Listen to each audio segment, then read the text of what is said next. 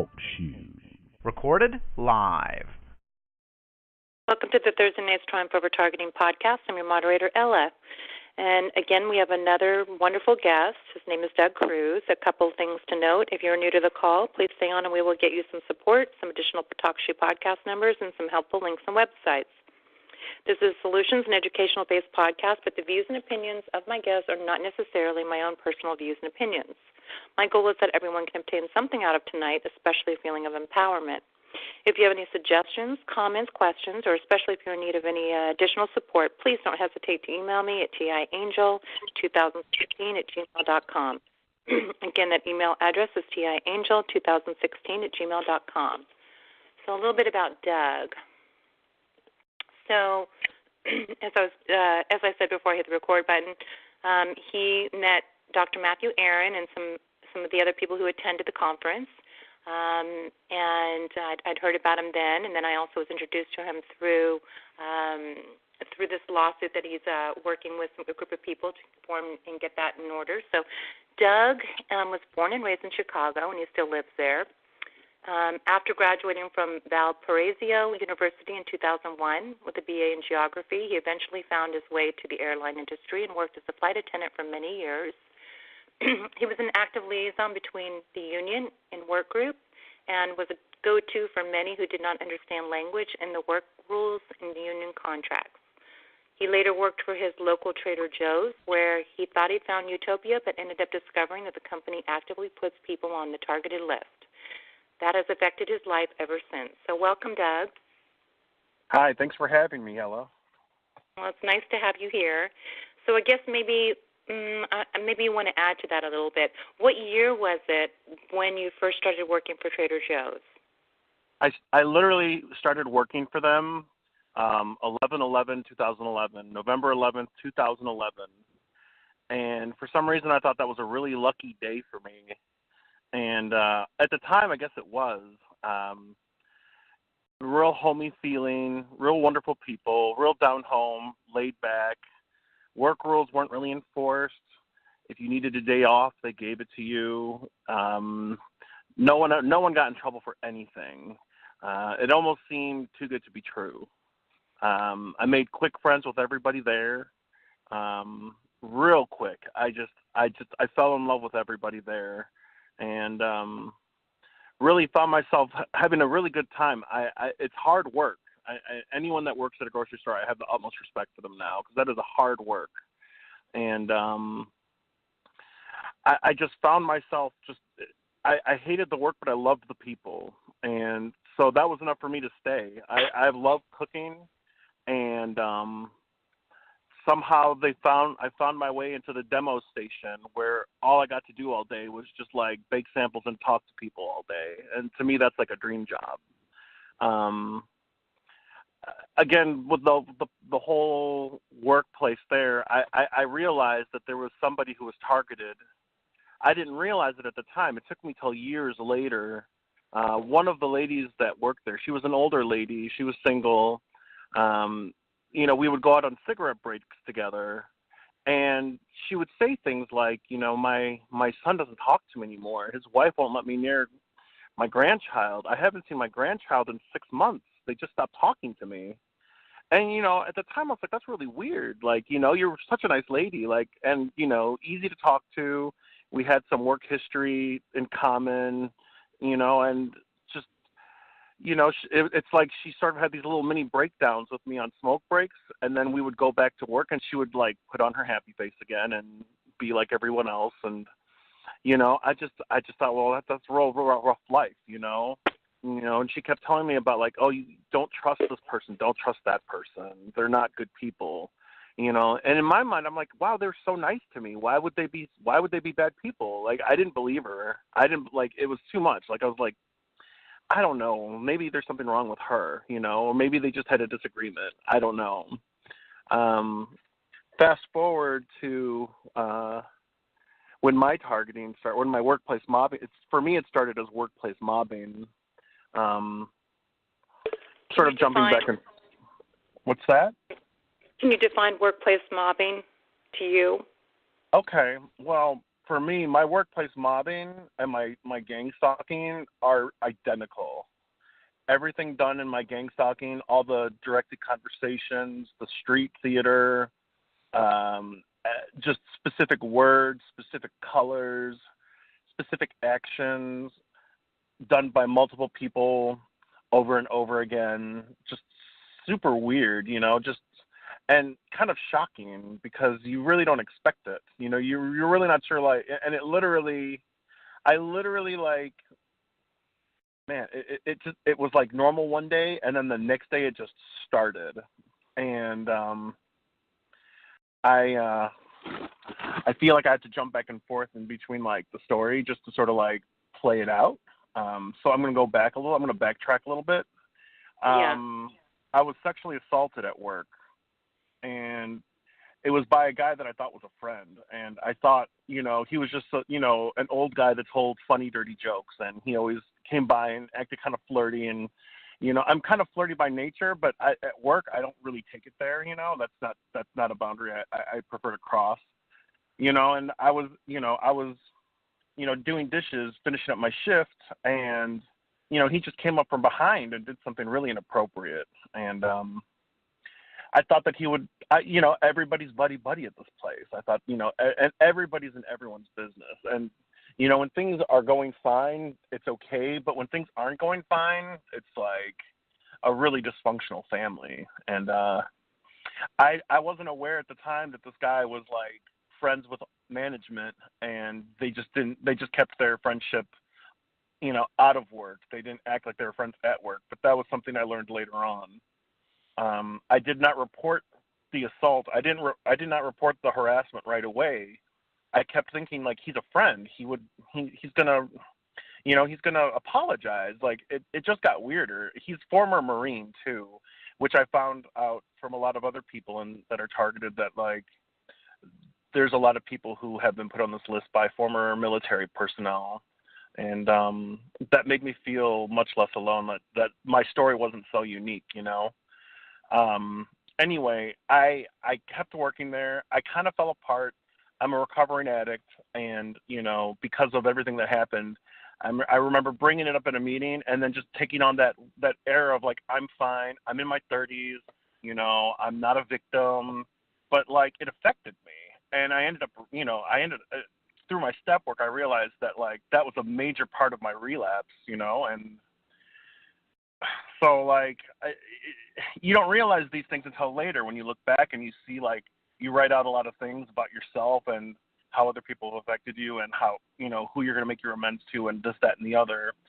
I looked at my work and I just remember thinking to myself, like, oh my God, I had no idea this moment affected me so much.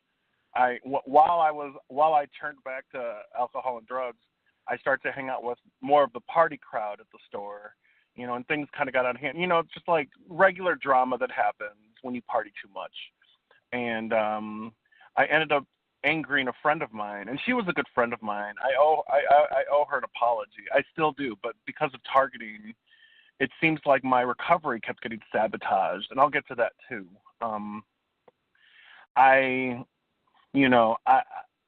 The main thing that I think the people at the store wanted me to do was to like apologize. Like, my work was good. I did the work of like 3 people. I'm a hard worker.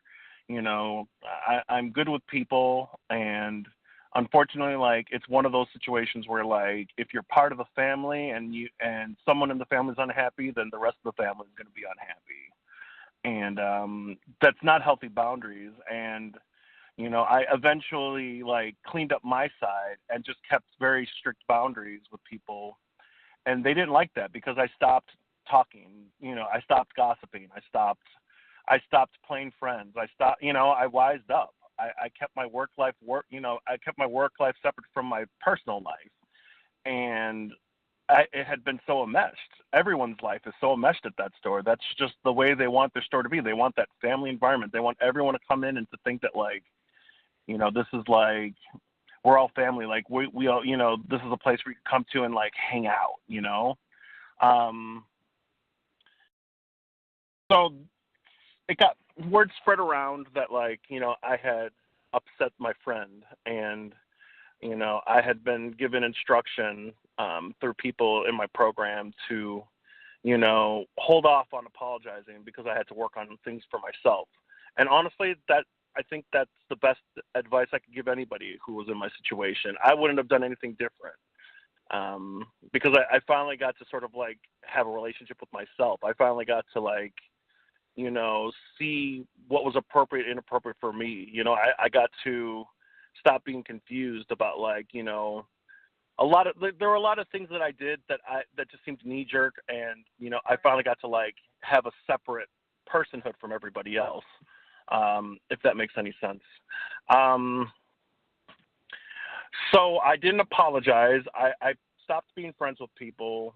I wasn't unfriendly. I was definitely polite, but I did not participate in work gossip. I did not participate in the culture of the store, and the mobbing started almost instantly when I became that way. I literally like, it was almost ceremonial the way the mobbing started. Like it was weird. It was just weird. Like so a lot of the old timers that worked there, it almost seemed like they were sort of lined up one by one as I was leaving the store the day before. And one of the older ladies literally like kissed me on the mouth and like said, "Can't wait to see you tomorrow." And I was like, that's the weirdest thing ever. And when I came in, like, it was just, it just started, like, the over-exaggerating of their emotions, you know, like, you know, "Hi, Doug, it's good to see you today," you know, like, really, like, overly everything. And their eyes were open real wide. And, like, you know, everything was enunciated. They kept talking about, like, certain subjects, like, you know, whether it be like a new food, but like it would be very obvious what they were doing was like a mental mind game. And it was like they hit hard the first day, and then the next day it would be like they would act like nothing was going on, and then like for like an hour they would act that way, and then the next day they would hit me hard with the mental mind games for like the first 2 hours, and then I'd go on a break, and then I'd come back and everything would be normal again. And then like for the last 10 minutes, they would just like hit me hard, you know, and like there'd always be at least one day where it was constant throughout the day, you know, and I figured like this is what they're doing to try to get me to quit. And at the time, you know, I had a sponsor that was just like, "You're not going to quit. You're going to see this through." And I was like, I don't think I really want to see this through. I kind of want to move on. But, you know, there was some reasoning behind it. I won't get into it, but I stayed. And what ended up happening is that everything worked out. Like I actually survived 3 months of workplace mobbing, and, you know, through various means, like they sort of found out that I was still working a program, doing this, that, and the other, working on my personal life. And they started to give me my responsibilities back. And like life went back to normal for a while. What I realized later was that like the certain meetings that I went to, there were some weird people that would show up at my meetings, and a couple of them would wear like recording devices like around their necks, and I thought that was really strange. And you know, I didn't think about it at the time. Now I look back on it now and I realize like these were people, you know, who were friends of this guy that sexually assaulted me, like getting information on me that they couldn't have gotten any other way. Like this guy has been like pre-targeting me for quite a long time. He found me, and you know, I would run into him at certain places, and it freaked me out. And later, when I came back to work, the rumor mill started again. I guess he wasn't happy that like I had survived this and that I was getting my life back, and he started spreading rumors about me. Now, again, my place was I was holding real clear boundaries that like, you know, my work life and my private life are separate. And if they say anything about me, I took it as a very hands-off, like, unless they say it to me directly, then it never happened. And, you know, I can't just sit around assuming. I'm just going to work and go home and have my life. And I did that. Eventually, it got to the point where this guy started getting everyone involved. Like, and I could tell, you know, like, at one point he did like a directed conversation where like from one section of the store, he would like point at me and just scream out loud that he was going to teach me a lesson, and I just sort of like just kept working. I was just like, I don't know what this guy's going to find on me. Like, I can't even imagine. But it got worse. Like, it got way worse. And I kept trying to tell people in my life what was going on. And they said, this doesn't sound like, they're like, are you sure that's happening? Are you sure you're just not exaggerating? Are you sure these people aren't just having a bad day and you're taking it personally? That's what everyone kept coming at me with, is that, like, I should pray for them and that I should, like, be of service to them and that I should, like, I'm just taking things really personally. I was like, no, I'm not taking it personally. Like, and I was very alone with that feeling of, like, I'm telling you that something really crazy is happening and nobody is helping me and I have no idea what else to do about it. I didn't even know what workplace mobbing was. I just thought this was something completely unique to this company. So I eventually left because they started bringing customers that, like, there were some customers that I had introduced to each other, and they ended up getting married because I, like, wouldn't leave them alone. Like, they got married because of me, like, next thing you know, like, because of this targeting, they stopped talking to me. They came in a few more times and just, like, gave me this, like, cold stare, like they didn't know me anymore. And, like, that was it. And the guy came back without his wife. And we had hung out outside the store. Like, they had invited me and my partner into their home, and like, I made friends with everybody. And he sort of took me to the side, and I thought it was weird what he said, because he just said, I don't care who you are, what you've done for me in my life has been amazing, and I just want to know that, like, you'll tell me you're okay. You'll call me every once in a while, but it can't be with my, like, it was very much like he wanted to, like, make sure I was okay, but it had to stay a secret that, like, he was, like, secretly on my side. And I was like, what in the world is going around about me, and, my last week that I was there, like, all they did was play Michael Jackson music when I came in, and I took that as, like, that was their way of trying to communicate to me, like, this is what we're telling people about you, like, this is who you are now. And like, I was like, I just can't wait to get out of here. So I ended up getting a job at my partner's sister's place of work. And I thought everything was going to be okay. I thought I'm done. I'm still going to go back and make my amends. Like, there's a few key people that I know I owe amends to, but, everybody else, like, they could sit and spin. And, I couldn't believe it. Like, I like, the first couple of days of training were fine. I was getting to know all these new people. Next thing you know, the exact same behavior from the mobbing at Trader Joe's started happening at this new company called Lending Solutions. And I couldn't believe it. I was floored. I remember calling a friend of mine and told her, like, it's following me. And what ended up happening was that her and my other best friend, like, came to my apartment, talked to my boyfriend, and just said, we're really concerned about Doug, and we think he needs a mental evaluation. And, like, I remember my friends basically had an intervention. I was like, I'm not exaggerating. Like, I'm telling the truth. And you think that the problem is me? Like, you think it's me? And they were like, we think you need to go check yourself into the hospital. And I did it because they're my friends, and, like, like, sure, I'll go. Like, fine, I'll go. And, I just thought it was a weird process. Like, they took my phone, they took everything away from me. I'm being watched by guards, and I'm just sort of like, I'm only doing this because my best friends told me to do this. And they basically said I was depressed and let me go. They asked me a lot of weird questions that I didn't really feel the need to, like, I kind of like they kept asking me if they thought I could see the future. And I was like, I can't see the future. I can't even see 5 minutes from now. They said, do you read tarot cards? And I was like, I have some, but I don't really read them. And, like, just, like, weird questions. Anyway, I ended up losing the job for a very like minimal reason. They didn't like the way I talked with one of the customers on the phone.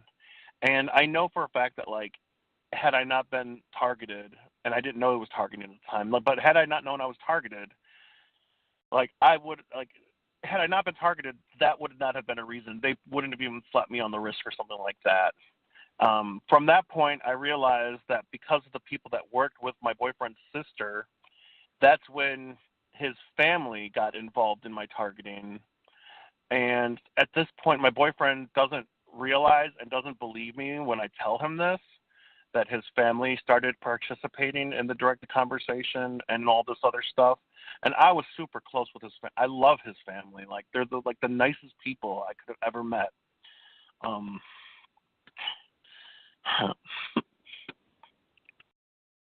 You know, I went to another job where I got a job through a friend, and they were active in my 12-step group, and I thought, like, this is foolproof. Like, I kind of had a hunch that, like, it could happen again, but I thought I had enough, you know, protection within my recovery circle that, like, this couldn't happen again. But it did, and it was, like, worse than ever. And it was like a job where I was cooking at restaurants and going to these catering events, and I mean, they were just trying to sabotage everything I did. And, like, they were like not subtle about it at all. But I still took that, like, that high spiritual road of, like, I was unassuming. I'm not going to react. I'm going to act like I don't know what they're talking about. And, you know, like, and I'll crack a few jokes, and I'll try to have a good day when I leave. I ended up making friends. Like, I turned them around. Like, I know that I've always been the kind of person that could, like, schmooze. And I ended up becoming, like, after, like, 6 months or so, like, they couldn't do it to me anymore.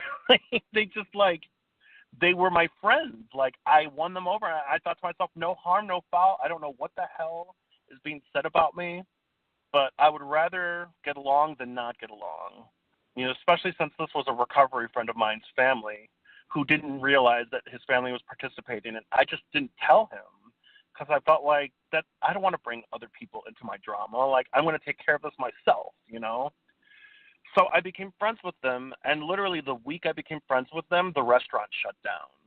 They lost their business. And that's when I started Ubering and driving for Lyft. It seemed like a great setup because they couldn't get to me. Like, at the time I realized, I thought they couldn't get to me. Also at that time, I realized that, like, certain key people in my recovery started to turn on me one by one, but it wasn't actually the actual friends. It was like the friends of friends. Like, somehow these people had gotten a hold of, like, my friends' friends who weren't in recovery, but I'd hung out with them through other social events.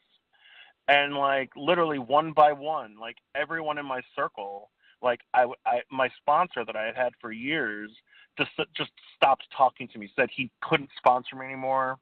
And I was like, that's really, like, and a sponsor-sponsee relationship, like, they know everything about you, the good, the bad, the ugly, everything.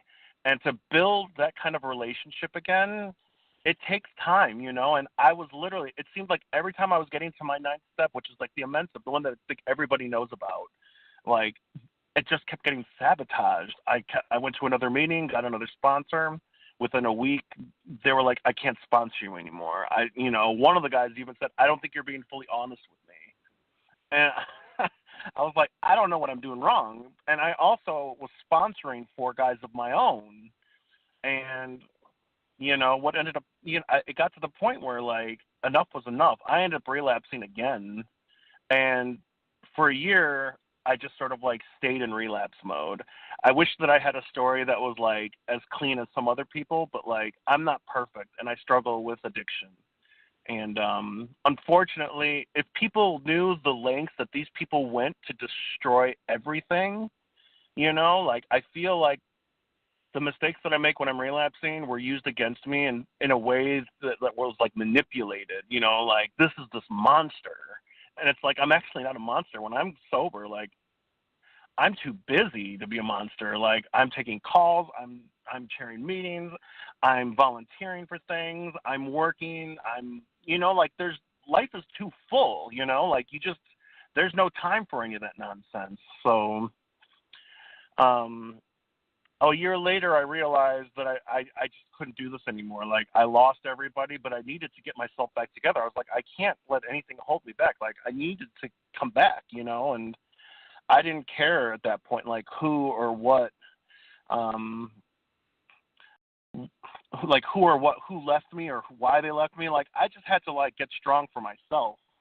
And I came back. I found out that, like, I couldn't go back to the old meetings I went to. Everybody had been turned, and it was just a strange.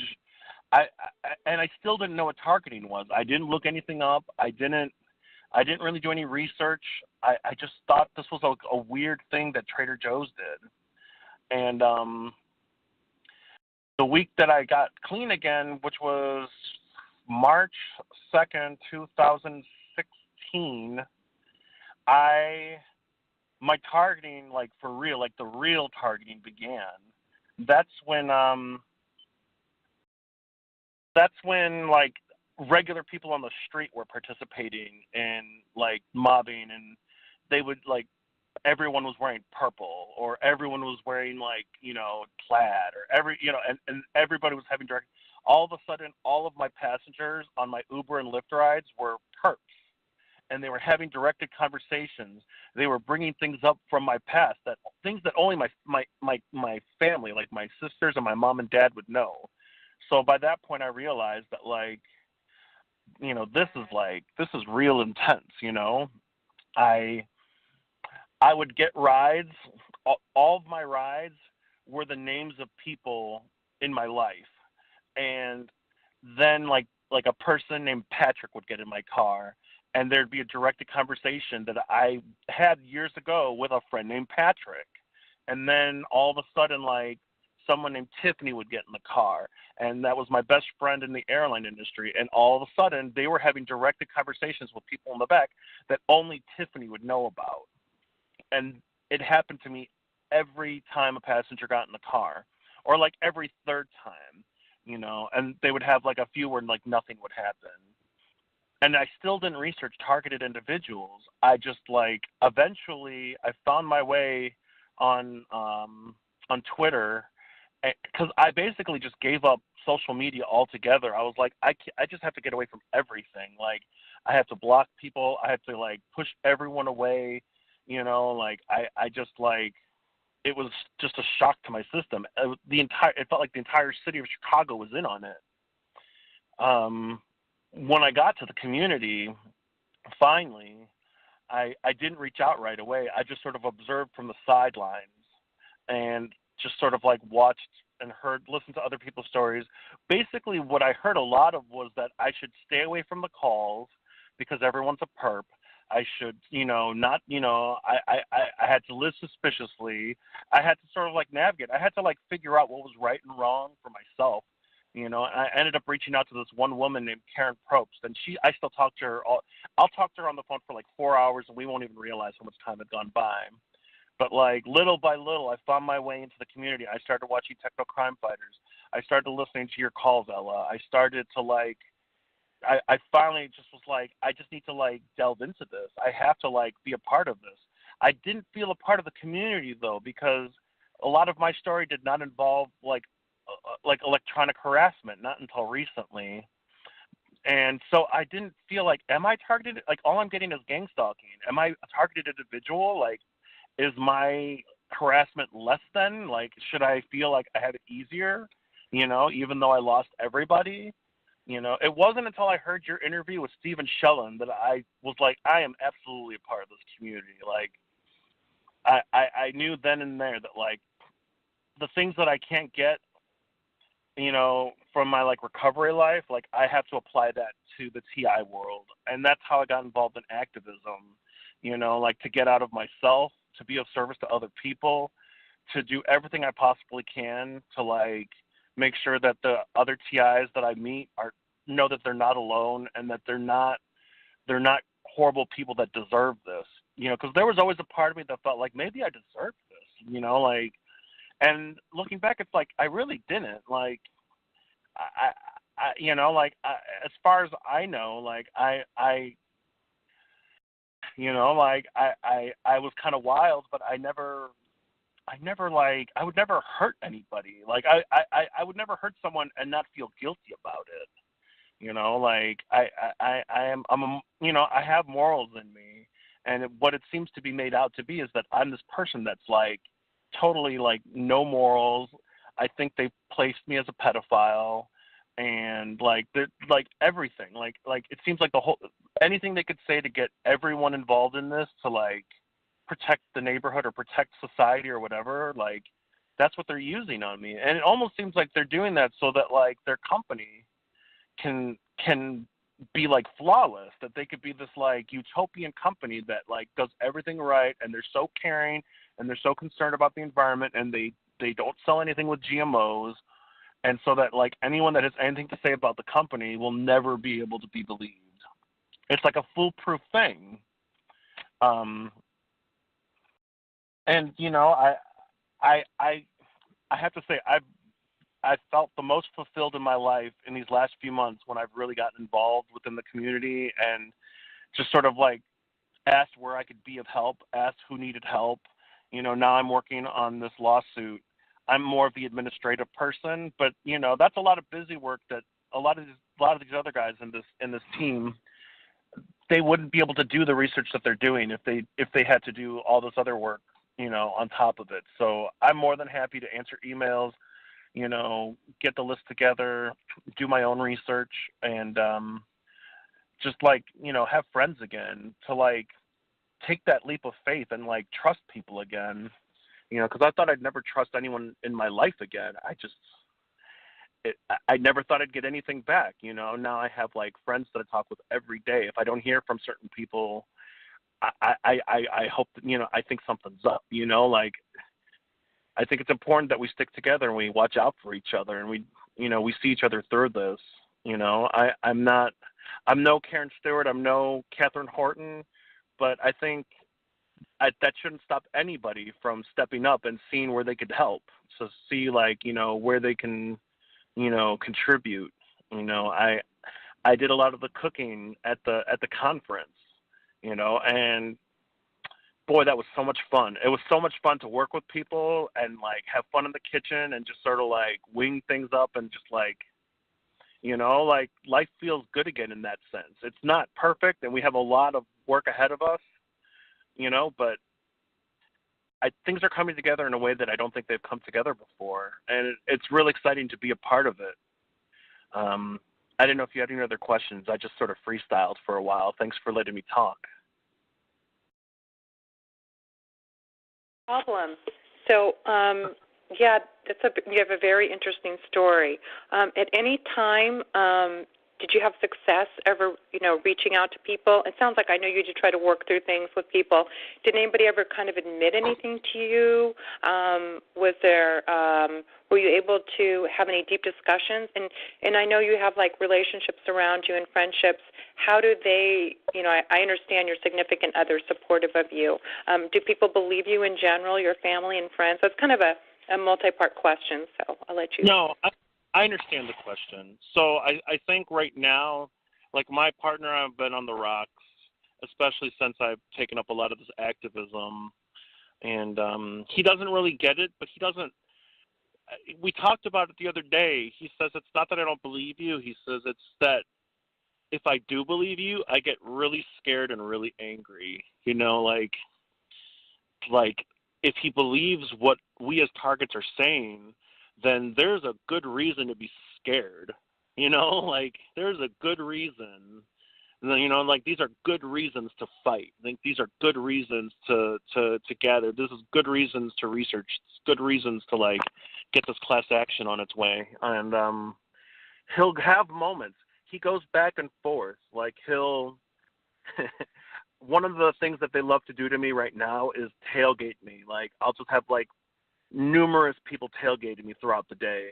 And he was, you know, we were driving and he noticed it. And I try not to bring it up anymore because, you know, I get a lot of that sense of like, I don't like going out anymore because you're always so stressed out. And you know, I may not even tell him I'm stressed out, but like he just senses it. You know, he's definitely an empath.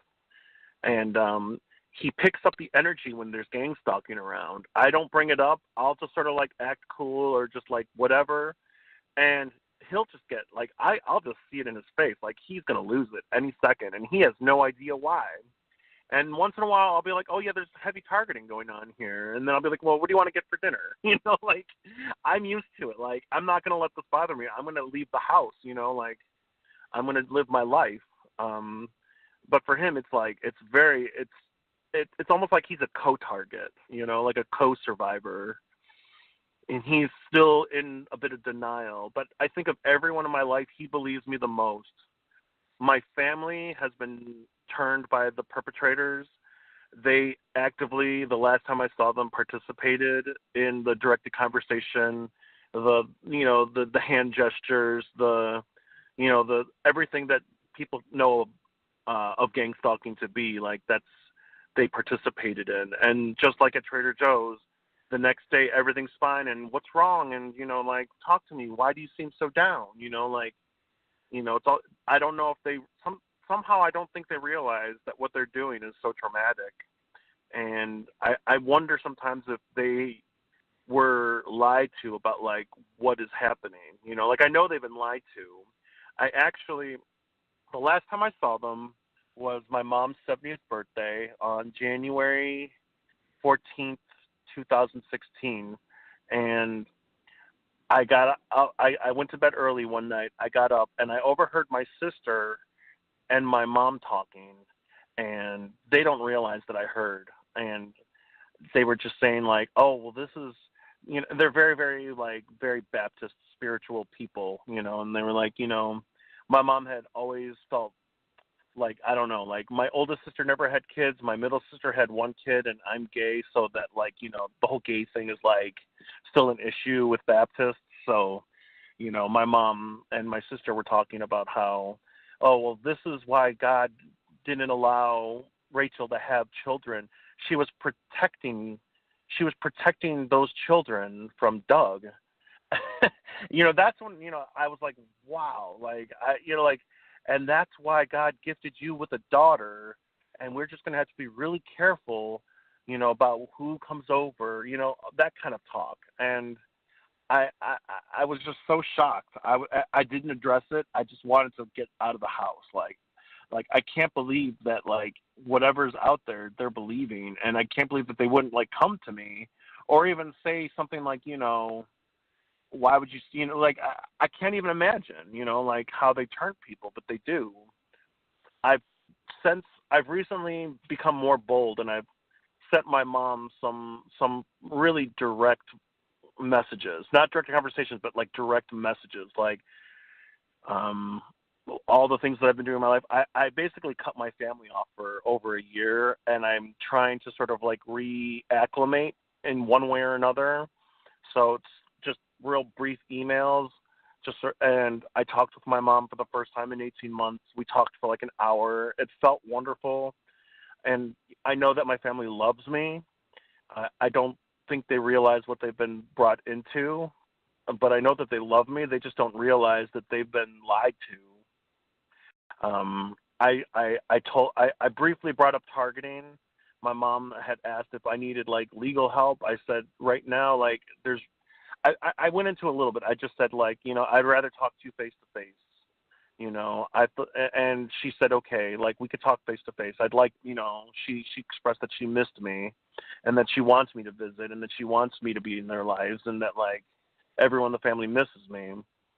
But I know that one of my sisters was incredibly active in enabling and helping out the perpetrators. Like, I almost feel like it's because she's the most conservative one, that she felt like she had to, as an obligation, to save the children or whatever. And, it's awkward. It's really awkward. It's awkward when people won't be direct with you when you're trying to be direct with them. I remember bringing up to my mom a few months later, I literally just flew down there because I was like, there's no way that they could have been turned. Like, there's no way. And it was like worse than ever. And I kind of brought up what was happening, what happened in my past. and I told her that, like, I told her about this dream that I had. It was such a vivid dream of, like, you know, the guy that sexually assaulted me ended up, like, shooting me in the head. And for some reason, it felt so real. And she just chuckled. She's like, oh, he wouldn't do that to you. Almost like she knew him. Like, almost like he talked to her directly. You know, that was my gut feeling, was like, oh, that bastard, that rapist talked to my mom. That rapist lied to my mom. You know, like, it was surreal, you know. I'm trying to come back into their lives. I've sent them a few videos. I remember reading a lot about what David Voigt had said about being persistent and continuing to, like, bring up the truth and not to be fearful of the truth.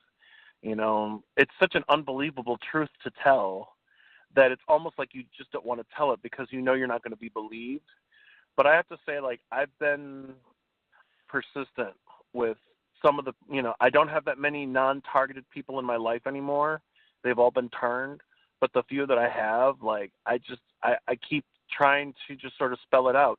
All the stuff that I put on my Facebook page, I've had a couple of friends that, like, I'd forgotten that I'd friended, but this one woman I've been friends with literally since birth, and she started doing research on targeted individuals on her own and private messaged me and asked me if I saw the Vice documentary, and that was like an opening. You know, she was open to talking about this. So I encourage everybody to, like, give everyone the benefit of the doubt, even if you think they've been turned. Continue, you know. I just say continue. Like, it's not going to hurt me. It's only going to help me reinforce the information that I have, that I've learned, you know. And it helps me when I do, like, outreach on the streets. Like, there was a moment, especially after the conference, I just started making flyers and putting flyers out, you know, and if people would ask me when I was putting them out, I would just start talking to them about what was happening. And then my friend Matt and I went to there was a protest that Todd Giffen had coordinated to work with Anonymous out in D.C. That was really good practice on just, like, knowing that you have, like, 20 or 30 seconds to talk to a perfect stranger with a flyer in your hand and sort of practice how are you going to convey information to these people who don't even want to talk to you to begin with, to take a flyer and maybe go home and, like, research the stuff. You know, it's like, it's not going to be perfect, and you may, like, slip up your words, but keep practicing. You know, it's only awkward at the beginning. After you do it a while, you sort of get into it just sort of becomes like a knee-jerk reaction where you sort of, like, learn to say, like, the certain key phrases or certain sentences, and, you know, certain people you could tell will be open to listening to you, and, you know, that's what we're supposed to do. You know, that's how grassroots activism works, you know. Yeah, that's how I answered that. Well, I'm glad you have some support, and you're back in recovery, so that's a good place to be. And we were kind of talking last night about how, you know, the principles they teach kind of can work even towards targeting, you know, the spiritual principles, and, you know, and I know that they've helped you immensely get through a lot of this, so I'm glad to hear that. So, absolutely. Well, yeah, that's really good to hear. You know, we need that spiritual piece is important, whatever that may mean to somebody. And some people, that little spiritual, religious piece or whatever it may be, is just nature, you know. So I think we all need to kind of find that to kind of get through this. And, you know, I just think that's a really important piece of the puzzle of trying to adapt and to kind of get through all of this. So, okay, Doug, so do you mind if I open it up for some questions? Yeah, let's do this. Okay. Start at the top, so star 8, and what's going to happen is when I come to you, you'll hear a prompt saying that you're being unmuted, so you'll know that you're being unmuted. So star 8. Okay. We go Massachusetts. Hello? Hi, Massachusetts. Hello, this is Paul from Mass. Hi, Hey, Paul. Hey, Ellen. Hey, Doug. How's it going? Good, Paul. How are you? Good. I just want to say first off, you did a great job. You and Ella both, but you really did a good job telling your story. Thank you. You're welcome. And also, when you went to, well, first off, also that's how my gang stalking started. One day you're going along like everything's perfectly normal, and then the next day everything is just completely thrown on its head. So I fully understand what you're saying there. When you were with the catering company and you made friends, they started out with the gang stalking and they were, obviously setting you up for failure and whatnot. But when you finally made friends with them, did any of them say to you, this is how we got to originally be this way? Like somebody from Trader Joe's approached us and said you were a bad guy or anything like that? I never asked. I didn't have to ask. It was obvious. And for me, it was more about sort of spiritually letting go of the past and not rehashing. For me, that was at the time, that was everything that I needed to do. It was for me in my program, it was a lot of don't judge other people's actions, look at my own actions, looking at other people's actions and judging their actions sort of brings up self-righteousness in myself. But that was my mindset at the time. Self-righteousness is a character defect, and I'm working towards being more spiritual and more of service and, not reading into things. And, I'm not quite like that anymore. But at the time, it was it's what I knew to do. I didn't know appropriate ways to stand up for myself. And today I know of better ways to stand up for myself. And, I will be confrontational with gang stalkers to the point where I'm probably going to jinx myself, but my gang stalking has dwindled quite a bit. It's not what it used to be anymore. And I think it's because I've gotten more assertive and a lot more fearless and a lot more ready to whip out my camera and film them, and not discreetly either. They have to play by certain rules. I don't. And Paul, quite frankly, you're one of the people that really encouraged and supported and helped me get to that place. You have a great YouTube channel, and you encouraged me to do that. And I honestly didn't want to because I was afraid. But it's because of people like you in this community that support newbies like me to really do things that in the end are basically taking care of myself, self-care. We're worth taking care of, or we're worth standing up for. I want to thank you for that. I'm glad that you're the first person that came on tonight. That's really cool.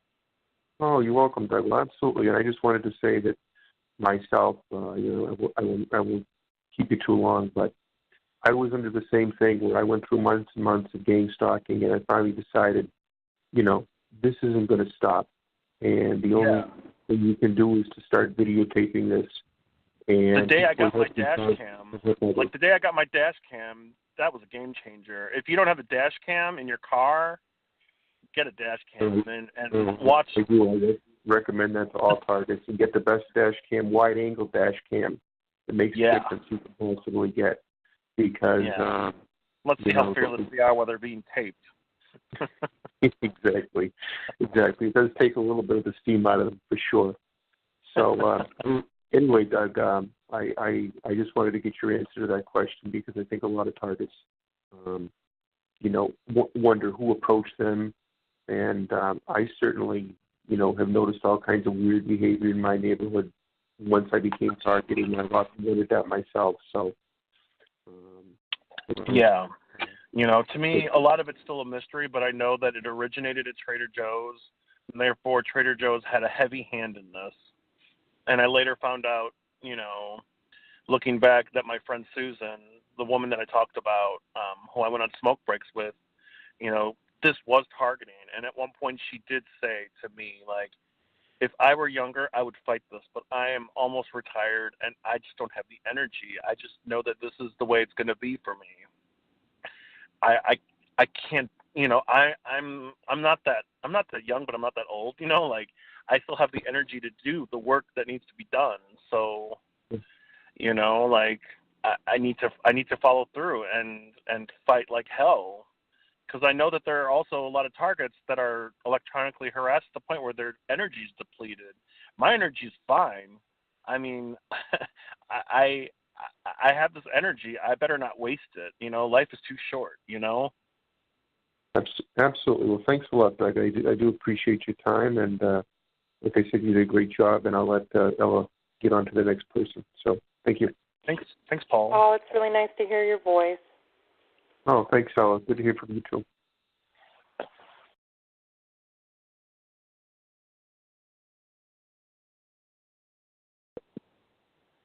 Okay, I'm going to come down to another Massachusetts. Oops. My board is being ridiculous. Hold on. I lost you, Massachusetts. You'll have to start it again. Illinois. Is this a different Illinois, or is this my guest? This is Candace. Okay, Candace, another Illinois. Hi, Candace. Yes. Do you have a question for Hey, Candace. Hey, Doug. Yeah, I just wanted to know if you could talk about this fabulous idea that you have for involving non-TIs in the support groups and other events and things. Oh, yeah, sure. Well, currently, actually, Candace and I are both working really hard on getting quarterly events occurring in the Great Lakes region. We have a group called the Great Lakes TI Association, and we're having our first gathering in a little bit. We can, if you want to learn more about it, if you're in the Great Lakes region, find me on Facebook and I'll send you some information. But we want to make quarterly events. We want to really bring people together. I also think that it'd be a good thing to sort of have meet and greets where I could bring my partner, or if other people have friends or family that aren't they're not really sure how to handle this. I think meet and greets where there's a lot of good food involved. Food brings people together. That's just the way it is, especially if it's free. People will just show up. And I just think there's got to be a way to sort of put names and faces on other targets. We have to get together. We have to have, we have to have potlucks. We have to, have moments where we bring family members or loved ones with us to meet of the other faces, because all I've experienced, I've met a few questionable people, but it seems like the people that I thought that I questioned, other people have questioned, so it's almost like we can sniff each other out pretty well. The TIs that I've met in person have just been the most fantastic people that I would want to know anyway, targeted or not, and if we can just put faces, to this thing, to people that may or may not have been pulled into this, that can only help us. We need the help of non-TIs. And I know that, for me, there are a couple non-TI people in my life that could possibly, their minds could be changed about what's actually happening if they meet others. And I think Candace and I are going to do our best to try and do some outreach to non-TIs in our area to the best of our ability. And it's still in the development phase, but I think it just takes a few people. And I think if they enjoy spending time with us, just to see hey, we're just we're just victims of a crime. We're not the crazy people that, these psychopaths have made us out to be,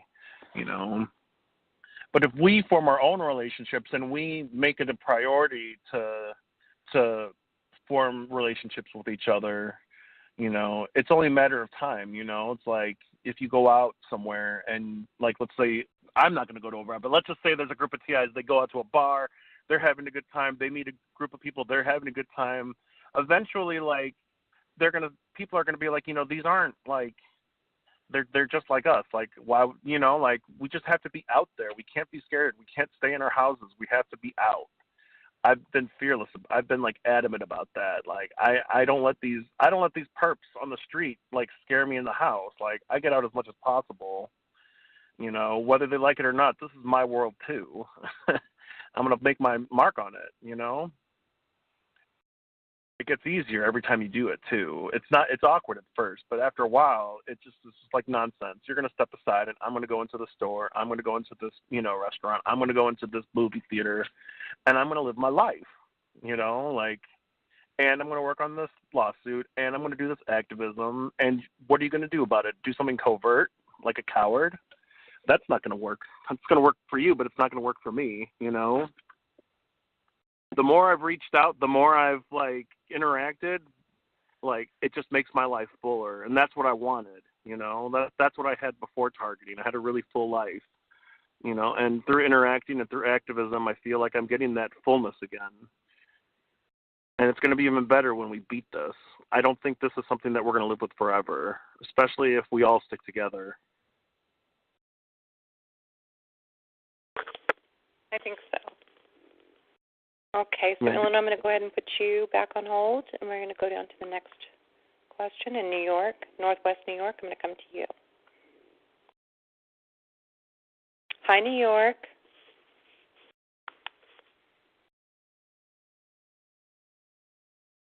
New York.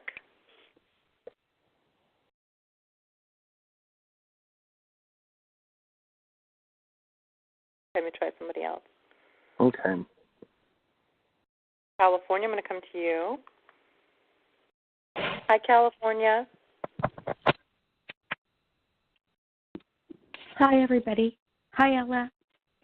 Hi. Hello. Had to take you off of speaker. Well, gosh, Doug, I love your attitude.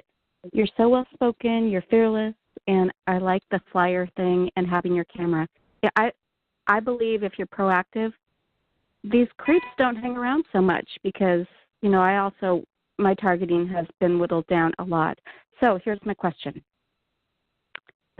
I don't want to lead you, okay? So if you don't mind, you know, don't take what I'm saying to heart because I don't want to lead anybody when I say this. But Okay. I've spent the last 4 or 5 years researching targeted communities, and I'm a TI. But I'm finding this thread. I don't know if anyone else is, and I don't know if you mentioned this in your talk because I got on late, but I am telling you there seems to be a situation where maybe some targeted individuals may have been watched as far back as birth. I mean, can you recall anything strange that happened up until Trader Joe's that you could think, wow, maybe I was being watched? And that's my question. No, Thank you. Not at all. Not at all. I felt like I grew up fairly privileged compared to a lot of people. You know, like I went to good private schools. I didn't take education seriously until after I graduated. But you know, I think, you know, I had a good life.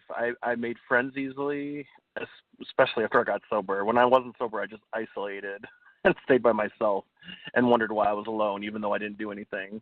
But like, you know, when I found myself and recovered, like my life was too full. I made friends everywhere I went.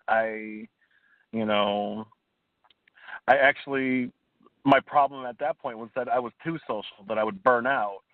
You know, and it's like, no, everything was fine. This is directly related to Trader Joe's. Like, I was never targeted. I was never, you know, everything was fairly normal up until the workplace mobbing started at this company. I will sing like a canary until this is brought to justice, that this company, like, fully participates in active targeting of people. And nobody should be giving them their money right now at all. Thank you. I'll definitely consider that, and I'll get off the call now. Good luck to you. Thank you. You too. Okay. Go ahead and mute the room, mute her, and I'm going to go back to Massachusetts. I think I found that Massachusetts. Hi, Massachusetts. Can you hear me, Ella? Yes, I can. Oh, thank goodness, because the last time you could not. And I heard you, Doug, mention how you overheard a conversation between your mother and your sister that was really traumatizing to hear. And I wonder if you would just investigate the possibility. First, I'm going to ask you a question. Do you get V2K? I don't, but something that I learned is that, like, a lot of people, I didn't realize that the intense ringing in my ears, I just thought maybe that's something that happened. But I'm starting to think now, especially after taking the Binny Weeby survey, there was a lot on there about, like, the tinnitus. And that's something that I noticed turns on and off. It's like an on-off switch with me. I'm not really sure what that is, but I'm learning that that is a possibility that is directly related to my targeting. I'm not sure, I'm not sure what that means. I'm still researching it for myself and asking around other people. Okay. It seems like that seems to be common. Okay. So I'm going to just make a suggestion here to think about it. Sure. Part of my V2K experience is that they take information that they think they can whittle or carve into something that might be upsetting for oneself, and then they reproduce it. They can reproduce anyone's voice. They can reproduce anyone's voice. Anyone's. I'm serious. They've done it to me. And so if you overheard this conversation between your sister and your mother, it may not actually be them speaking. I'm just going to put it out there just as a possibility. You might want to approach your sister and your mother directly on this point. Yeah. And that way you can clear the air as well as feel good about them again and not feel so blocked, because that is just horrific to experience. One thing that really changed was for the first time in my life, before the targeting really began, my dad, who he's in his mid-upper 70s, I mean, he's not very technological. He's somewhat technically challenged, All of a sudden, like, as I was living my life, he learned how to text, but not that good. And so he would, like, text, but send me, like, texts that have been severely, like, changed by predictive text. But he would never, like, edit them before he sent them. But he would, like, communicate with me, like, multiple times a day as if he was just, like, a friend. And then all of a sudden one day it just stopped. And I just thought it was really weird. I thought maybe, because, like, my dad is one of those guys that worked, like, literally, like, 80, 90-hour weeks. He's retired now, but all retirement means is that he's working 40 hours a week at 77 years old.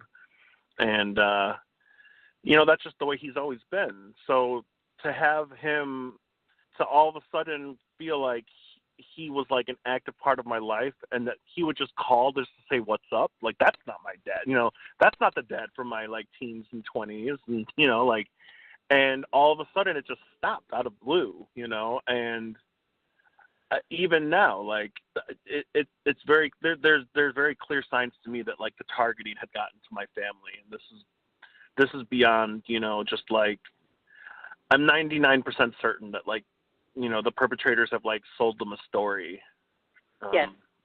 I wish it were V2K. I'm banking on that at some points because, they're great people and very loving people. And, it's a shame that, like, these psychopaths will do or say anything and everything just to turn people on each other. It's out of this world, It is. It is. It's horrific. Did we meet, by the way, at the conference? Was I the one that gave you the Band-Aid? You're the one that gave me the Band-Aid. Yeah, you asked me if I wanted the cheap one or the waterproof one. And you remember that? Yes, I do. Okay. So I just want to say you've done a wonderful job telling your story, and I really appreciate hearing from you tonight. So I will leave you with that, and so that other people have a chance to ask you questions. Thanks for nursing me back to health at the conference. You're very welcome. Good night. Good night.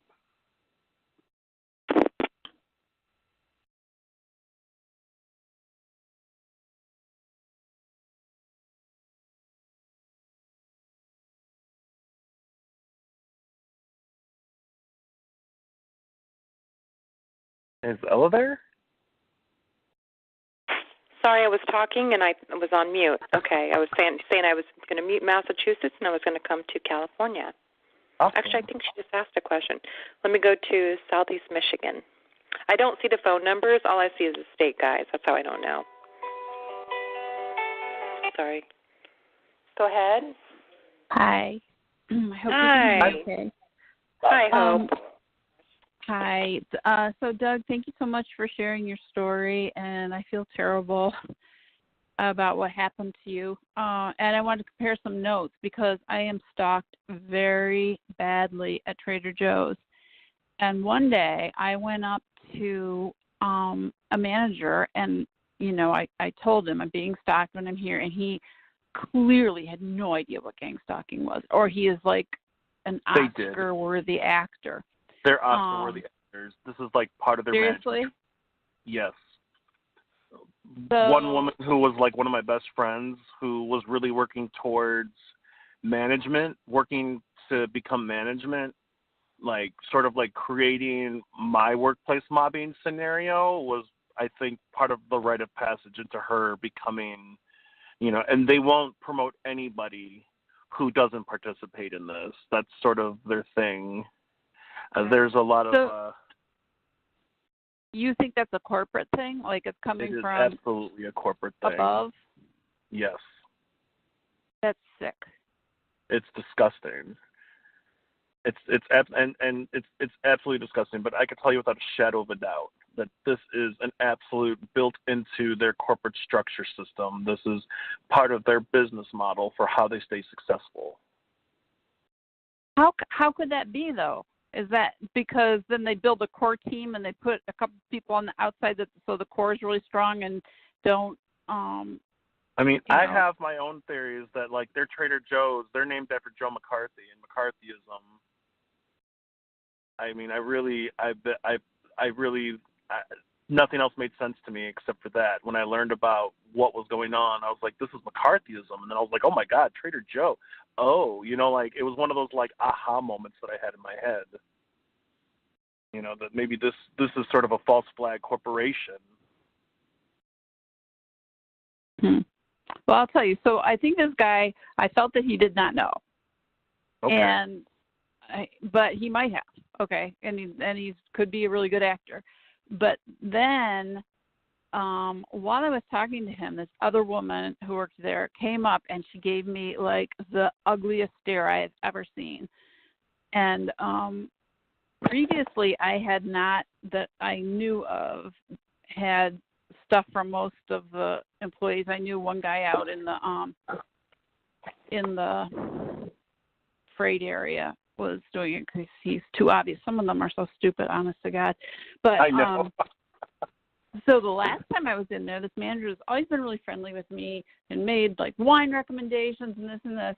I had some return and he would not look me in the eye. So I feel like something had happened because he always was very pleasant and helpful. And I don't know, so maybe not. Maybe all along it's been a game. But so you think that this is at the highest level of the corporation? That's there was a day where they asked me to come in. They were like, you know, we know it's your day off, but we're having an event here where, you know, we're having all of like the regional managers coming to the store and we need you to work that day. And it was like it's hard to explain, but like all the regional managers like just sort of like came up to me and like tried. It was just a weird day. Like I just, because you know, like I was like severely workplace mobbed there for a good 2 years, you know, and just sort of it felt like they were there to observe this person that wasn't being affected by their nastiness, that by their ploys and their plots, you know, and almost like there's that look. You know how you could like look at that? There's that look on people's faces, like it wasn't none of the looks were unassuming. They all had this like the same like like what do we do about this guy sort of look in their face, and in the way that they approached me and whatnot, and everybody stayed far away from me. I mean, it was surreal. I don't, that was not a planned event, like that was just something. It almost felt like it was something that they needed me to come to, and I was just such a yes man. Like, yes, of course I'll do that. Yes, of course, like. I want to win these people back. Like, I really like the work that I do, even though, like, the environment sucks now. Like, I like the work that I do. And I kept thinking, like, as soon as I get these amends, like, everything will make sense to everyone. Like, and it just turns out that it was just a really unhealthy place with no boundaries. Everyone's in everyone's business. And it's almost like they do that right away so they could, like, I will say this about the store, too, though. Like, they do, I guess the way I've seen it now is that they do positive and negative targeting, when they realize that, like, there is no way that I would ever participate in anything like this. And, like, weird people were sort of, like, brought into the store who sort of, like, friended me and would, like, try to get me to leave. And I got that feeling immediately. Like, they want you to, like, they make it sound like, we want everyone to be successful. Like, if we really like you, we'll set you up with people, like, they're definitely like the kind of company where they know that they know people, like if you want to go back to school for something, somehow you'll magically be introduced to someone who's in a field that you want to go into, like they do like positive and negative targeting. I see what you're saying. And it's very, like it's a strange world. It's not, and it's weird to think that like other places do this, but I really hope that like other people will step forward, people that have been directly targeted because of a corporation. I think these corporations need to be named and shamed, I do too, and so I'm very interested in getting together a group of people where we can like say, oh yeah, chairman of Target, we've been gang stalked in your stores with participation of your employees in these locations, and you should know about it because yes, I'm definitely on that bandwagon. But so the other thing is I wanted to say, and I was talking with Ella about this earlier. I was listening to Jeffrey Toobin being interviewed by Terry Gross today on Fresh Air, and he was talking about conspiracy, and it was in relation to, I believe, I didn't hear the whole thing. I just like came in right when he was talking about this one thing, and I think it was in relation to the Russia investigations. But what he said was relevant for us, which is that, okay, these people have been taken down on conspiracy. I don't know how often, but I do know that targets have been successful in that. And the definition of conspiracy involves the knowledge of the person participating in an illegal activity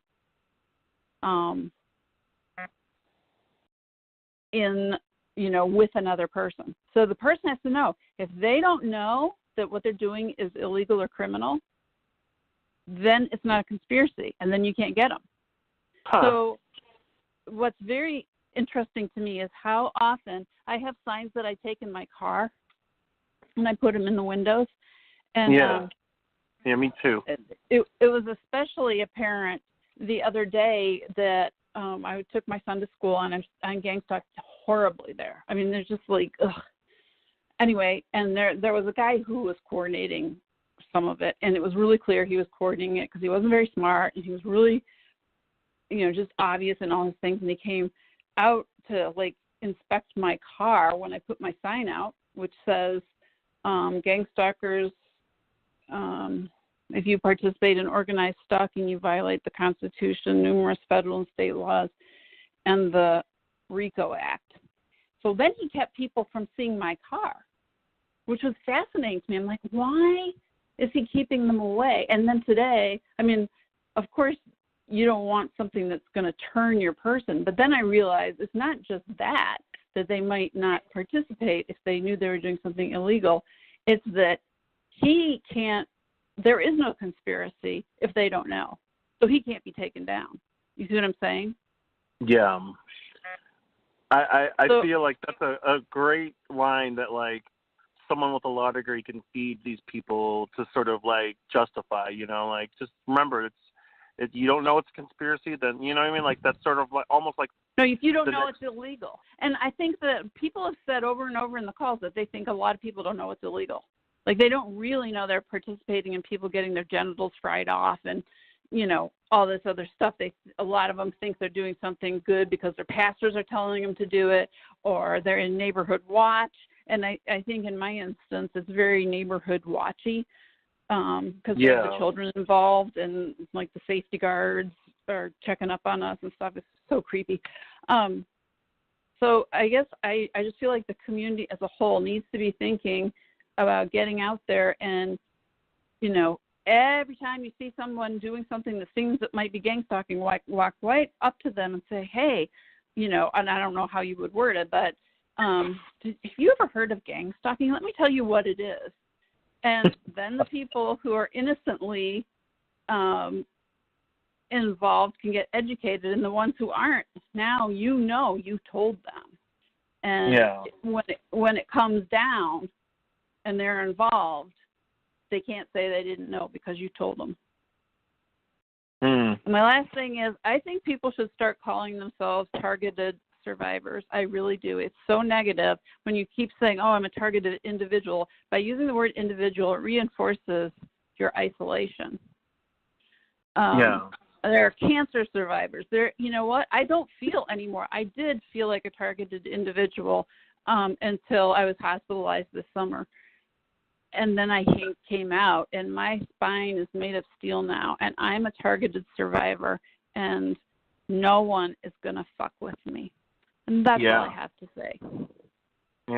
Yeah, thank you. I definitely feel like, as far as, like, in the group, I'm a survivor, but when it comes to going to court, I'm absolutely a victim. So... I hear what you're saying there, but if you call, I just think there's a lot of power in calling yourself something other than a targeted individual. Absolutely. Yeah, no. I mean, even when I we take our power survivor, back. I just have to say it, and I feel so much more elevated and better, and, you know, that I'm above the fray. So maybe that's just me. But I thought I would share that for anyone listening on the call to consider calling themselves a targeted survivor. And I'm done. Thank you. Okay, well, thank you, Hope. I'm gonna go. Are you still there, Doug? Yeah. Oh, that was Hope? Okay. That was Hope. Okay.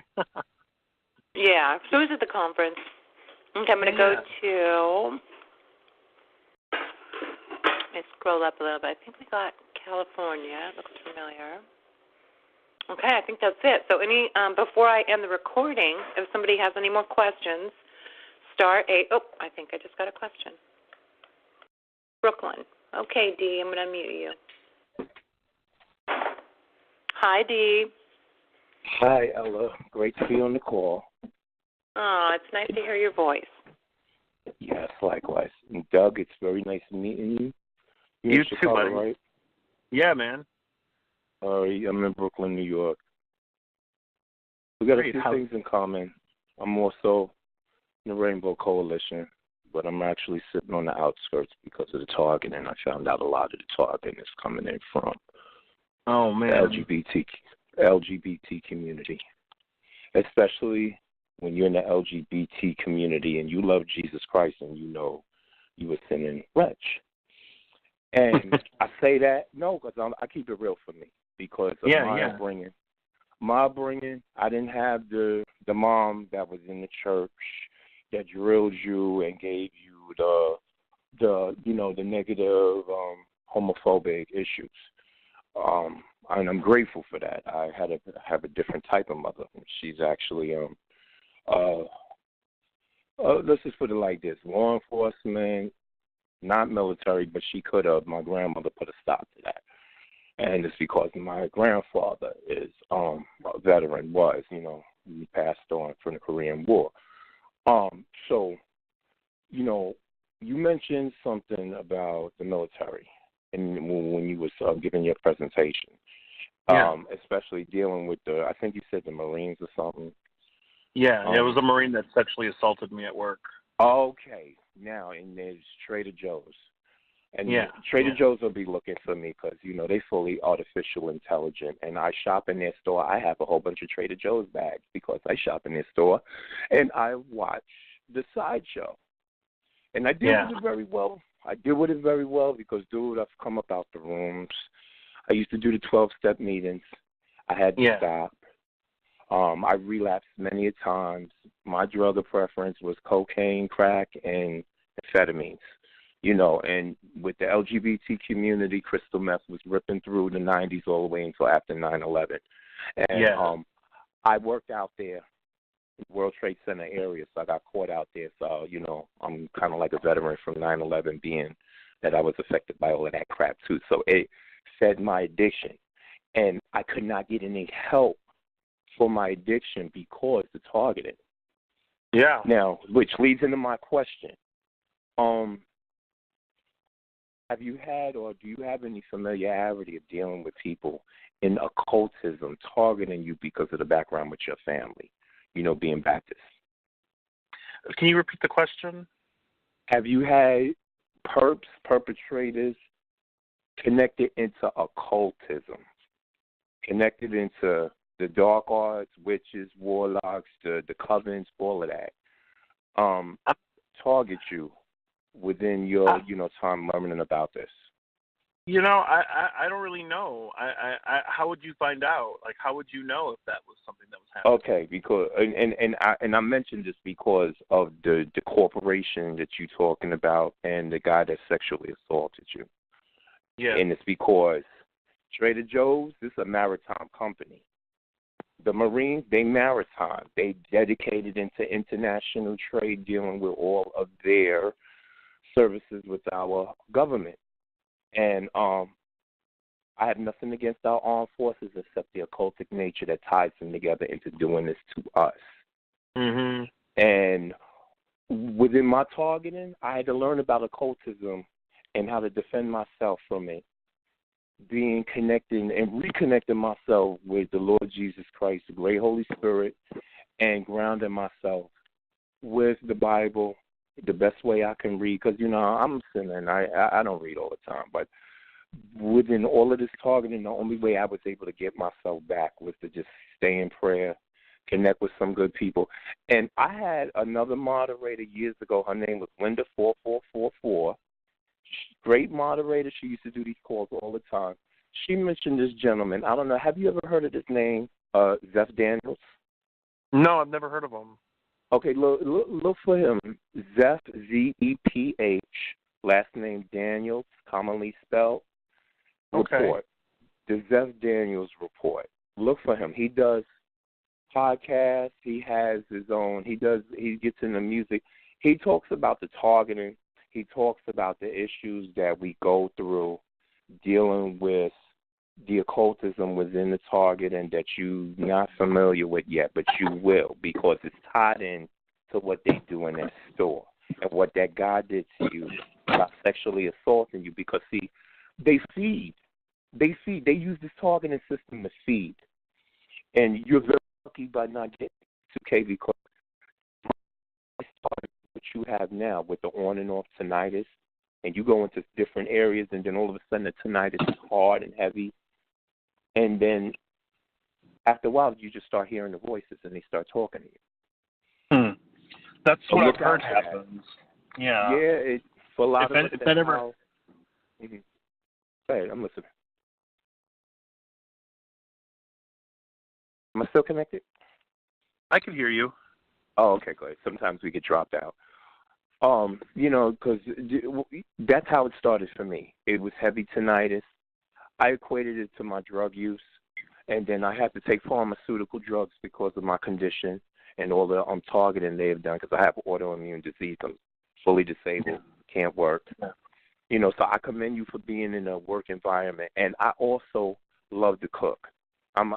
You know, my whole family, we all cook. Like my brother does catering, and you know, what you do is the center of getting to the people, and you know, and I totally understand the type of vibe that you have. So I'm sure you did a great job at that event doing the cooking, because I can see you right now visually walking in the store, see you in the back corner over there giving out samples all day. Yeah, man. And that's how they get you caught in. Because when I first started shopping in the store, it was just like that. I was so happy to come in there and beat everybody. It was nice. Then I would come in there regularly, and then I noticed the targeting picked up, and I noticed the games, and noticed the dumb stuff and the mobbing, and then all of a sudden you can't get down the aisle, and then they're all following you around the store. And it's like, people don't, like, what a waste of life to participate in this. Like, I mean, if anyone's listening to this, you know, like, I'm just going to repeat my favorite line from Stephen Shelley, like, get a life, you waste of space. Yeah. You know, but unfortunately with me, New York City, Brooklyn, they engage me.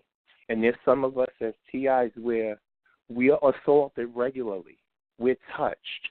Where they, you know, and living in the big metropolis, I have to take the subway and mass transit. They will assault you. They will touch you. They will use, and listen to me as I stated, human nose. Human nose.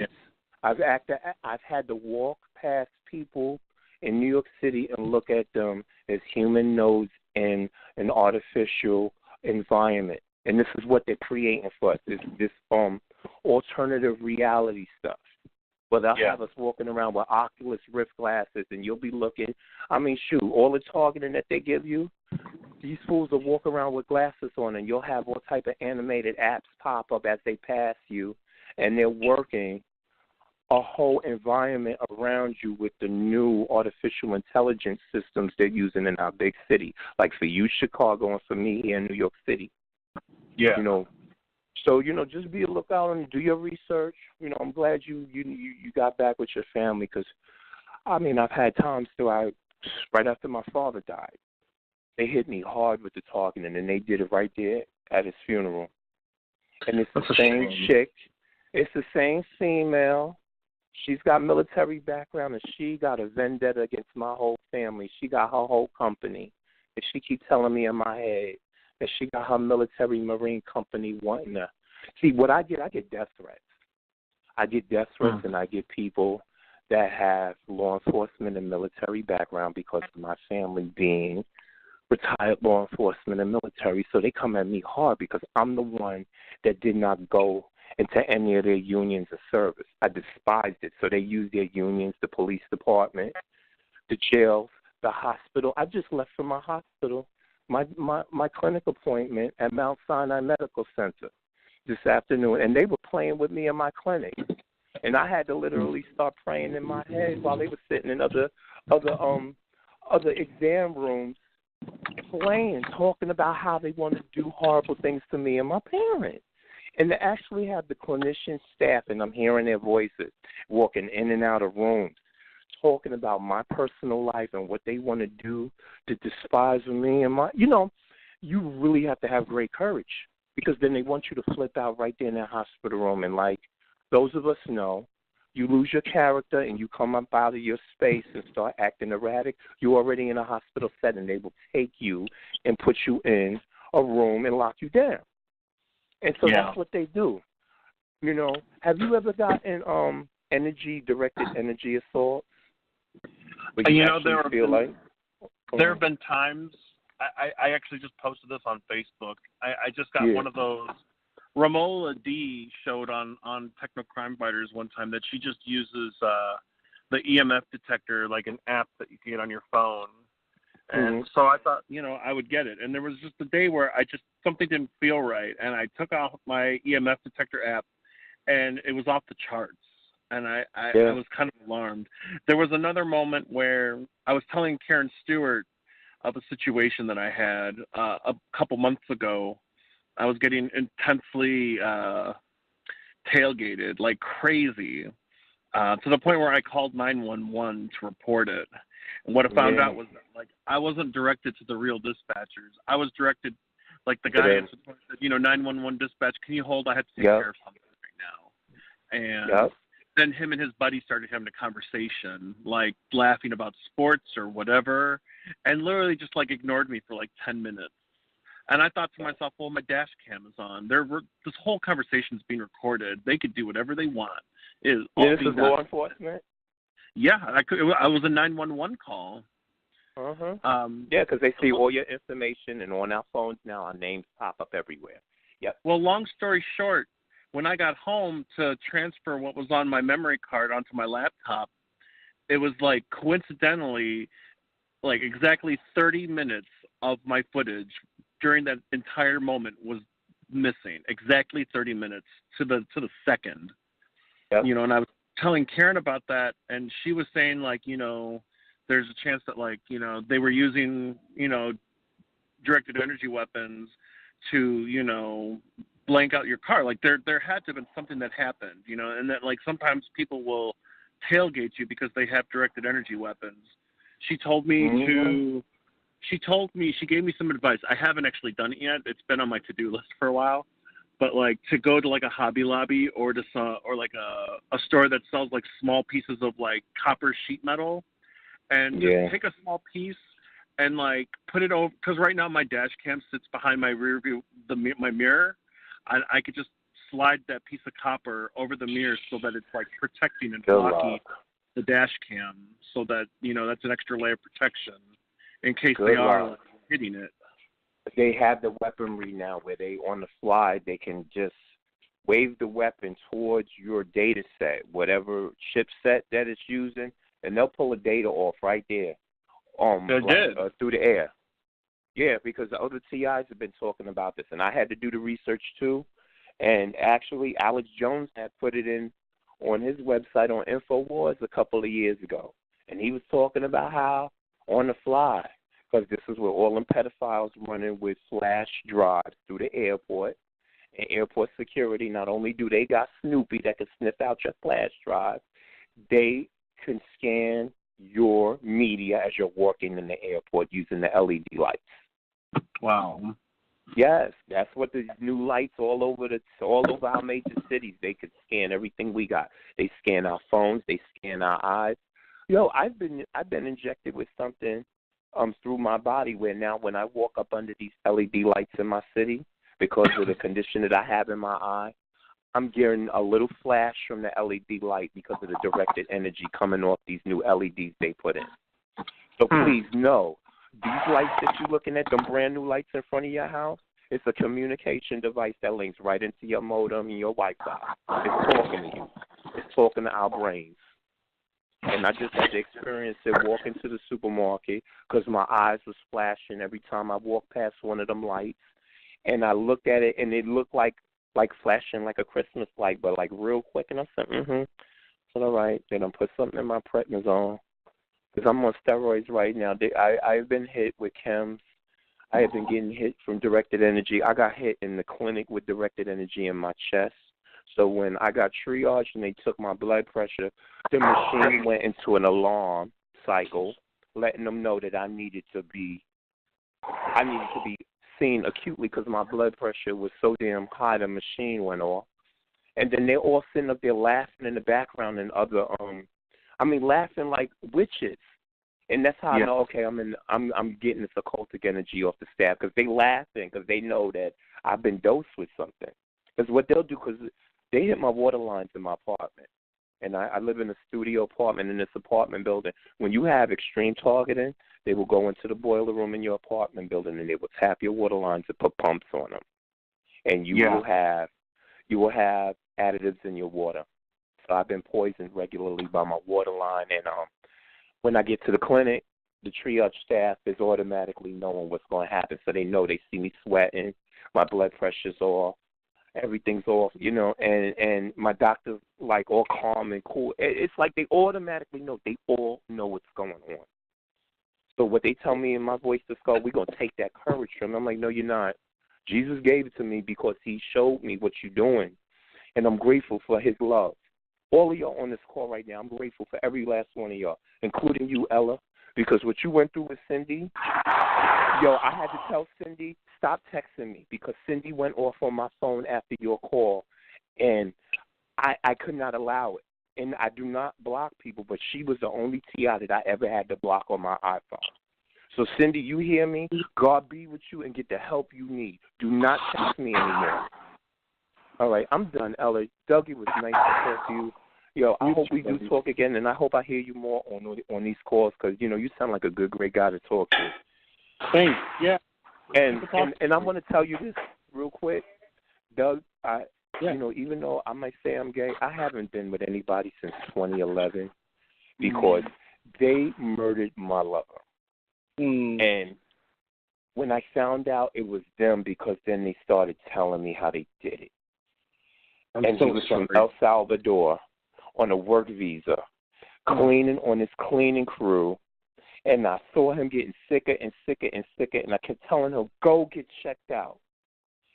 And then my targeting picked up in 2011, and I found out I had to move, and I was so messed up in my head I couldn't see him. And when I finally got moved into the perp apartment that they moved me in, that all my perps moved me into with this housing program, they watched me break down in that apartment, because then when I found out he had died and he was killed, the perps over my head, they literally had a party for a year over my head with stomping and a sound campaign, because I was suffering. I was in mourning. And my sex life, everything with the gay life shut down. I had not been and have not been with anybody since 2011. I had to get up with the Lord.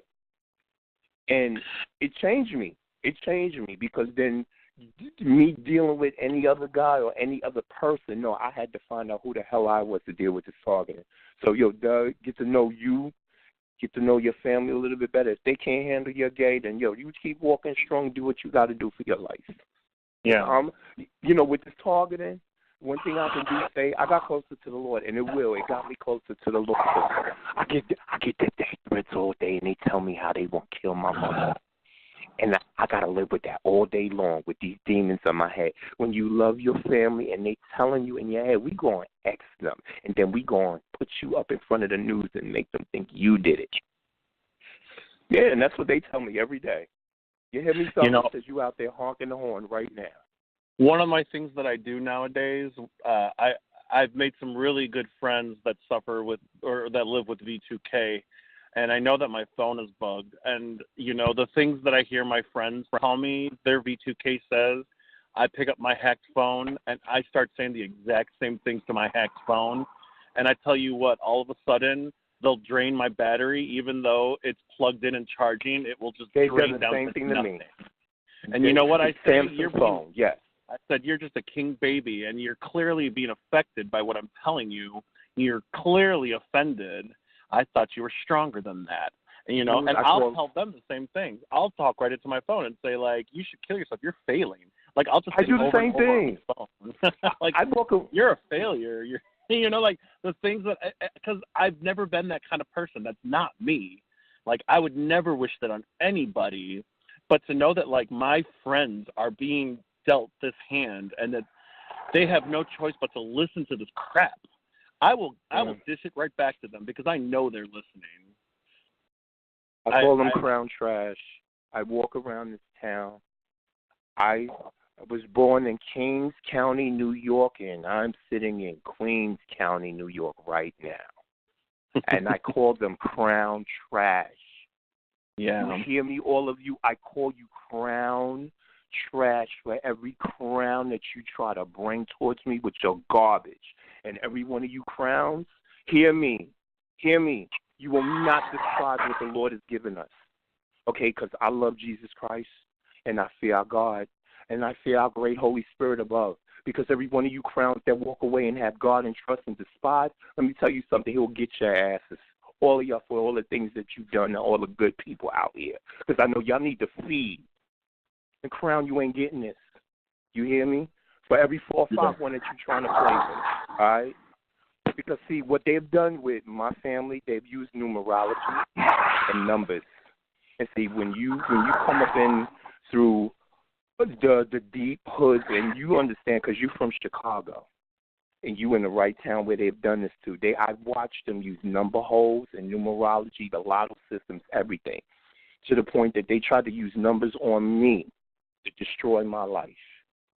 Number coding, cryptology, and I didn't know what the hell was going on. But, you got people all around you flashing numbers, using numerology, and I got scared because people walking past me telling me stuff about numbers, and then I'm realizing it's into the crown stuff, dealing with gambling, dealing with the number hole, dealing with American Gangster in Harlem. Or you know what y'all get in Chicago. You got your mercantile. Yeah. All right, forgive me. I don't want to take over the call because, I know I'm going to get a lot of flack tomorrow. But I'm grateful for what I had to say because all them crowns know I'm not giving in, and I love my life. I love my parents. And your cultic nature, it will not stand. Have a good day. Hey, we got some noise on the line. Is that coming from your phone, Doug? Yeah, sorry. I was having a cigarette and I had my window cracked. I'm sorry. Oh, that's okay. It was really loud. I thought it was some kind of perping or something. So, okay. All right. It was just making some really strange noise. Okay. So, Blair Brush Project, I'm going to mute you next. Hi, Blair Brush. Bush, I should say. Project. Hi. It's okay. Hi there. Hey, how are you? Thank you so much for expressing yourself tonight. And I just wanted to share with you, since you shared with us, I was targeted once with a friend of mine in a bar with 2 men who were with a Navy ship that had come into New Orleans, where I was at. And they drugged our drinks. And I happened to drink mine before my friend did. So I got sick first, and I was reeling in the bathroom and completely out of control, vomiting. And then when I started coming to, my friend, she had finished her drink, and she started going under. So just that timing, we decided to leave when she was getting sick. And they tried really hard to get us into a white van and that they were going to take us home and something really crazy like that. So I definitely wondered if, we've already done the survey, but what I would have recommended is for TIs to be able to say whether or not sexual assault has been a part of their targeting. So for me, it was. Yeah. And then I've had other experiences, but that one, I wanted to let you know because you're not alone. And there's a lot of us out here that have had to deal and cope with that. But, you sound like you're really upbeat and that it hasn't gotten you down. And, you shared with us a lot of positive things. I don't want them to steal who I once was. That's if I give it up, that's me giving it to them. But, especially once I'm around people again, once I feel like I could be comfortable and be myself around people, I come back to life pretty quickly. I'm one of those people where, when I'm sick, I could have a 103 temperature and I'm miserable. But if someone calls me, I perk up. It's just and then I don't act like I'm sick because I'm kind of a social person. So, they'll be like, you don't seem like you're really sick. And it's like, well, I'm talking with you right now. So I'm actually kind of in a good mood. I'll be, but I'm miserable. But, I don't know how to explain it. That's just how I've always been. I perk up pretty easily when I have people on the phone. And so, I know that you were saying that you were working with Uber and that you experienced some of your targeting at Trader Joe's. Do you feel any of the same type of targeting through the Uber program or through some other places that you've worked? My Ubering has kind of been sabotaged. I've had a lot of jobs sabotaged through the targeting. This is just another one that got sabotaged. my star rating like plummeted. And actually at one point I started to like direct the directed conversations that would happen in my car. You know, I would start playing Ella's I would actually use Ella's interviews that she had with other people, and I would like cue it up to certain points where, like, you know, if you're a perp and you're listening to this, you know this is directed directly at you, and you know that this is directed towards you. And they like sabotaged my star rating, but they wouldn't deactivate me. Like, I had like the lowest star rating of, and like they usually deactivate drivers at like 4.6 star ratings, and I'm down to like a 4.2. And I thought to myself, like, I'm just going to play another Ella interview, and I'm going to see if I can get down to a 3, you know? You know, because this is clearly a game. And I just, you know, I'm going to play by your rules now. Like, at one point, they started, like, directing conversations about one of the interviews, and I ended up using a lot of the same slogans that they would use on me that would hurt me, and I would find the perfect places to use those exact same slogans on them, and then like drop them off and be like, well, I hope you have a great day. Sorry I was late. You know, like there's always, people are always apologizing because, you know, getting to my men's step was always like a big thing for me. And so like they mock apologize about everything around me, you know, and I've gotten to the point now where I could do that back. And they're like, wait a minute, you were supposed to take this from us. You weren't supposed to zing us. They don't know what to do because that was never part of the script for them. You know, and it's just a matter of, you know, I think sometimes we just got to do what we got to do, you know, and know that, like, you know, sometimes being spiritually strong isn't about just being meek all the time, that there are warriors in like the Bible, you know, like God used warriors the same way he used the peacekeepers, and it's all God's work, you know. I believe that in my heart. That, like, you know, God uses warriors, and right now I think God needs me and us to be warriors to win this battle.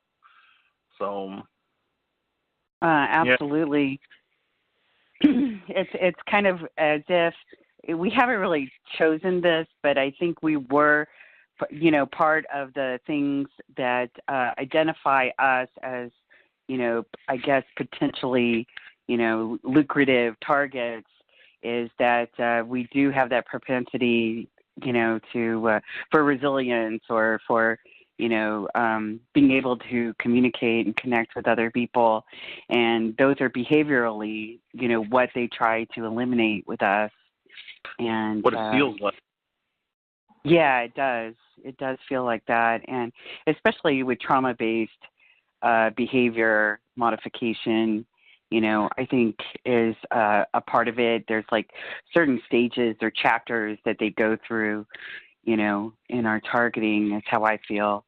And I'm on a similar service. We don't have Uber out here, but we do have like Airbnb and HitCamp and some of those other. It's very similar, you know. Yeah. You can get these jobs and you know, get to connect with folks. And for the most part, it was a really positive experience because I was able to break away from a really heavy-duty round of targeting, and, you know, where they were constantly trying to redefine who I was. And the person who they kept saying that I was, which I noticed you were talking about earlier, is not who I am. Right. You know, and it's as if they're stealing your identity, you know, or not even stealing it. They're like replacing your identity with something else that isn't you. Exactly. And trying to convince everyone that that is who you are. Like the person I was since birth was not the person they knew. That's what it feels, you know, people that I've known my whole life turning on me, like, you've known me my whole life and all of a sudden now you don't know me, you know, like there's a disconnect there, you know. And I feel like they've sort of taken their psychopathic traits that are all about them, and it's almost like they're so psychopathic that they know they're psychopathic, and that they know that they could just copy and paste who they are on me and sort of take my identity and make that their identity, you know, like trying to pass off themselves as victims when really, like, it wasn't. You know, I will own my mistakes. I am not my mistakes, but I've made mistakes and I own them. But like, I'm not a monster. None of the people I've ever met are monsters. You know, I've met nothing. I've met some really great people since coming to this community. I'm so glad I've met every single one of them so far. So it helps to fight you, support and love the people that you're fighting with. And that's what we got to keep doing. Oh yeah. So when they're trying to turn you into this monster, is it because that they are, I don't know how to say attacking you, what that means. I guess there's a lot of different degrees of attack. But when they terrorize you or attack you, do they cross-charge you, like to blame you for attacking you? Almost like you're making us do this to you, sort of. Is that what you mean? Yeah. I guess, well, I or that they're saying, like, if they break your window, they say that you broke their window, or you know that. Yeah, I had an incident that I was blamed for. I wasn't like blamed directly, but it was very like my landlord, I've known my landlord since I was literally a baby. Like the people that own my building that I live in, her daughters babysat me and my other sisters growing up. Like they're family friends from like the beginning, you know. And I got this call, but you know, my boyfriend, we don't use our washer dryer here. We go to a laundromat where you could do like these like you could just like literally you could take everything you own and put it in this massive washing machine. It's amazing. So like we don't mess around doing like 8 loads of laundry when we could just do one gigantic load of laundry, right? So I get this message and, you know, she's just like, you know, somebody took, you know, the lint catcher out of the dryer and I don't know who did it, but it broke and I don't know if you know who broke it. You know what I mean? Just very passive-aggressive, sort of alluding to the fact that I broke the dryer. Yeah. I just had to, like, roll my eyes and be like, yeah, whatever. I don't even use your dryer. But, you know, it's like there are things that happen, and then all of a sudden it's like, yeah, like, I wonder how this happened, Doug. You know, like, all I can do is just sort of like, you know, okay, well, I hope you find it. Like, just act unassuming and, you know, tell the truth and say it once. I don't have to say the truth, you know, with so stupid stuff like that. I don't have to say it more than once, you know, like I've had enough incidences where, you know, like I've been in so many quote unquote accidents that weren't accidents. They were like completely like, you know, prearranged, you know, and yeah, I know what you're saying. It's all a part of, like, it seems like everything that's happened to me seems to have happened to everybody. Just keep collecting that evidence. Keep your dash cams on. Keep a journal. Karen Stewart told me that like journals are like, you know, courthouse gold. Like keep daily journals. Write down everything that happens. If you could time it, you know, put the time down that things happen. Just keep a daily, like, even just keeping the daily journal is amazing evidence.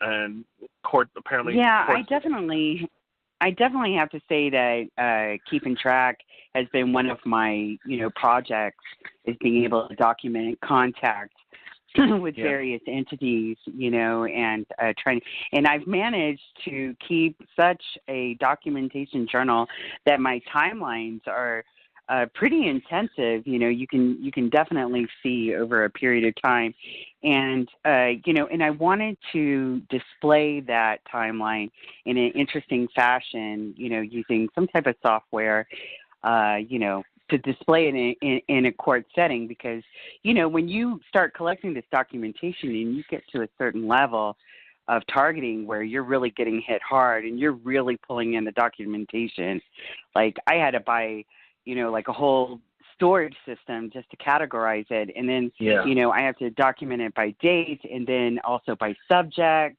And then you have to cross-reference, but it has to be searchable, you know, because you can pull up all kinds of things, you know, doing searches on your own data. And at some point, there was a company that I went to look at their software. It's like $1,000 for a license, you know, completely out of my realm, but it's used by, you know, legal people in order to do timelines for a court. And it turns out that company, they have a another type of software that they deal with within their company that they market, and it's called, let's see, what is it called? It starts with a T, Targan or something like that, Targan. But anyways, what it does is that it identifies people in a social network environment that are upcoming influencers, people who are going to make a big splash, in society, and they can get them. They can figure out who they are and who could potentially win a race at some point in the future, way before it even happens, by using this software. And they map out all of your contacts, everyone that you're in contact with, and they create like you've seen those spiral grids where they look like stars on a pegboard. And clusters, that how they demonstrate it, and they can use that software to, and I believe that we've probably come up in their configuration for whatever we were supposed to be doing in the future, and so a lot of this is to distract us in the now, probably from being who we potentially could have been. Yeah. Huh. Are you still there? I feel like she got cut off.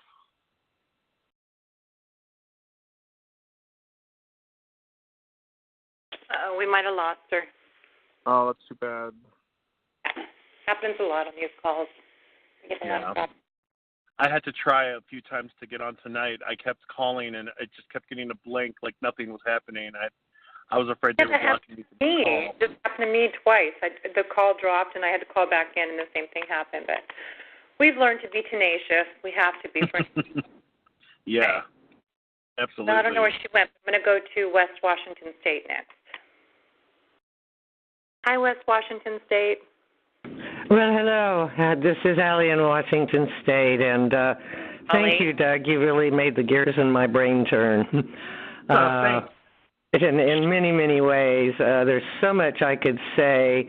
And in fact, before the call, talking about Amazon, because I happen to be in Seattle where their headquarters is, and they now want to do headquarters too, and they put it out to bid, and 38 cities have responded, and they're using taxes to do it. Well, that in itself is treason because they have no right to negotiate taxes or whatever.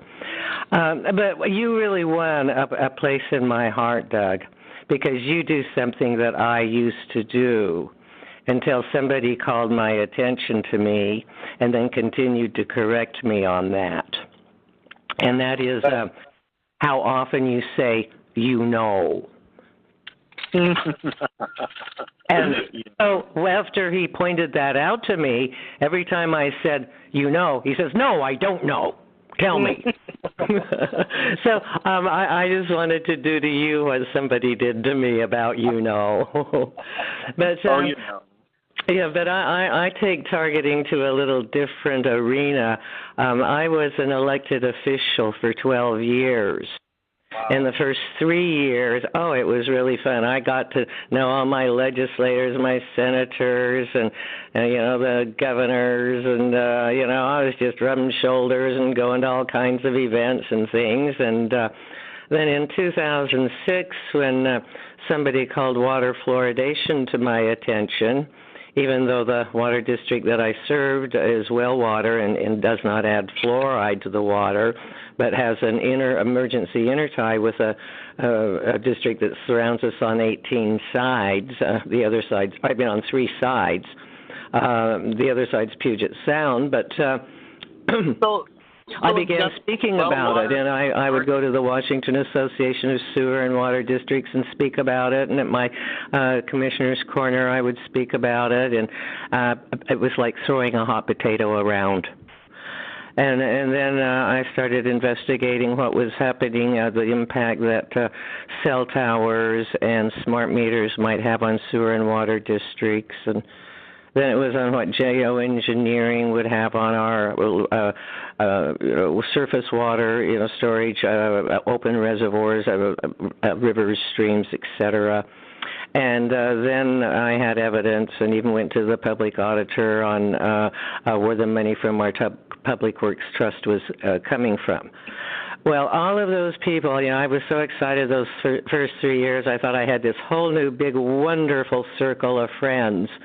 Well, they all turned on me.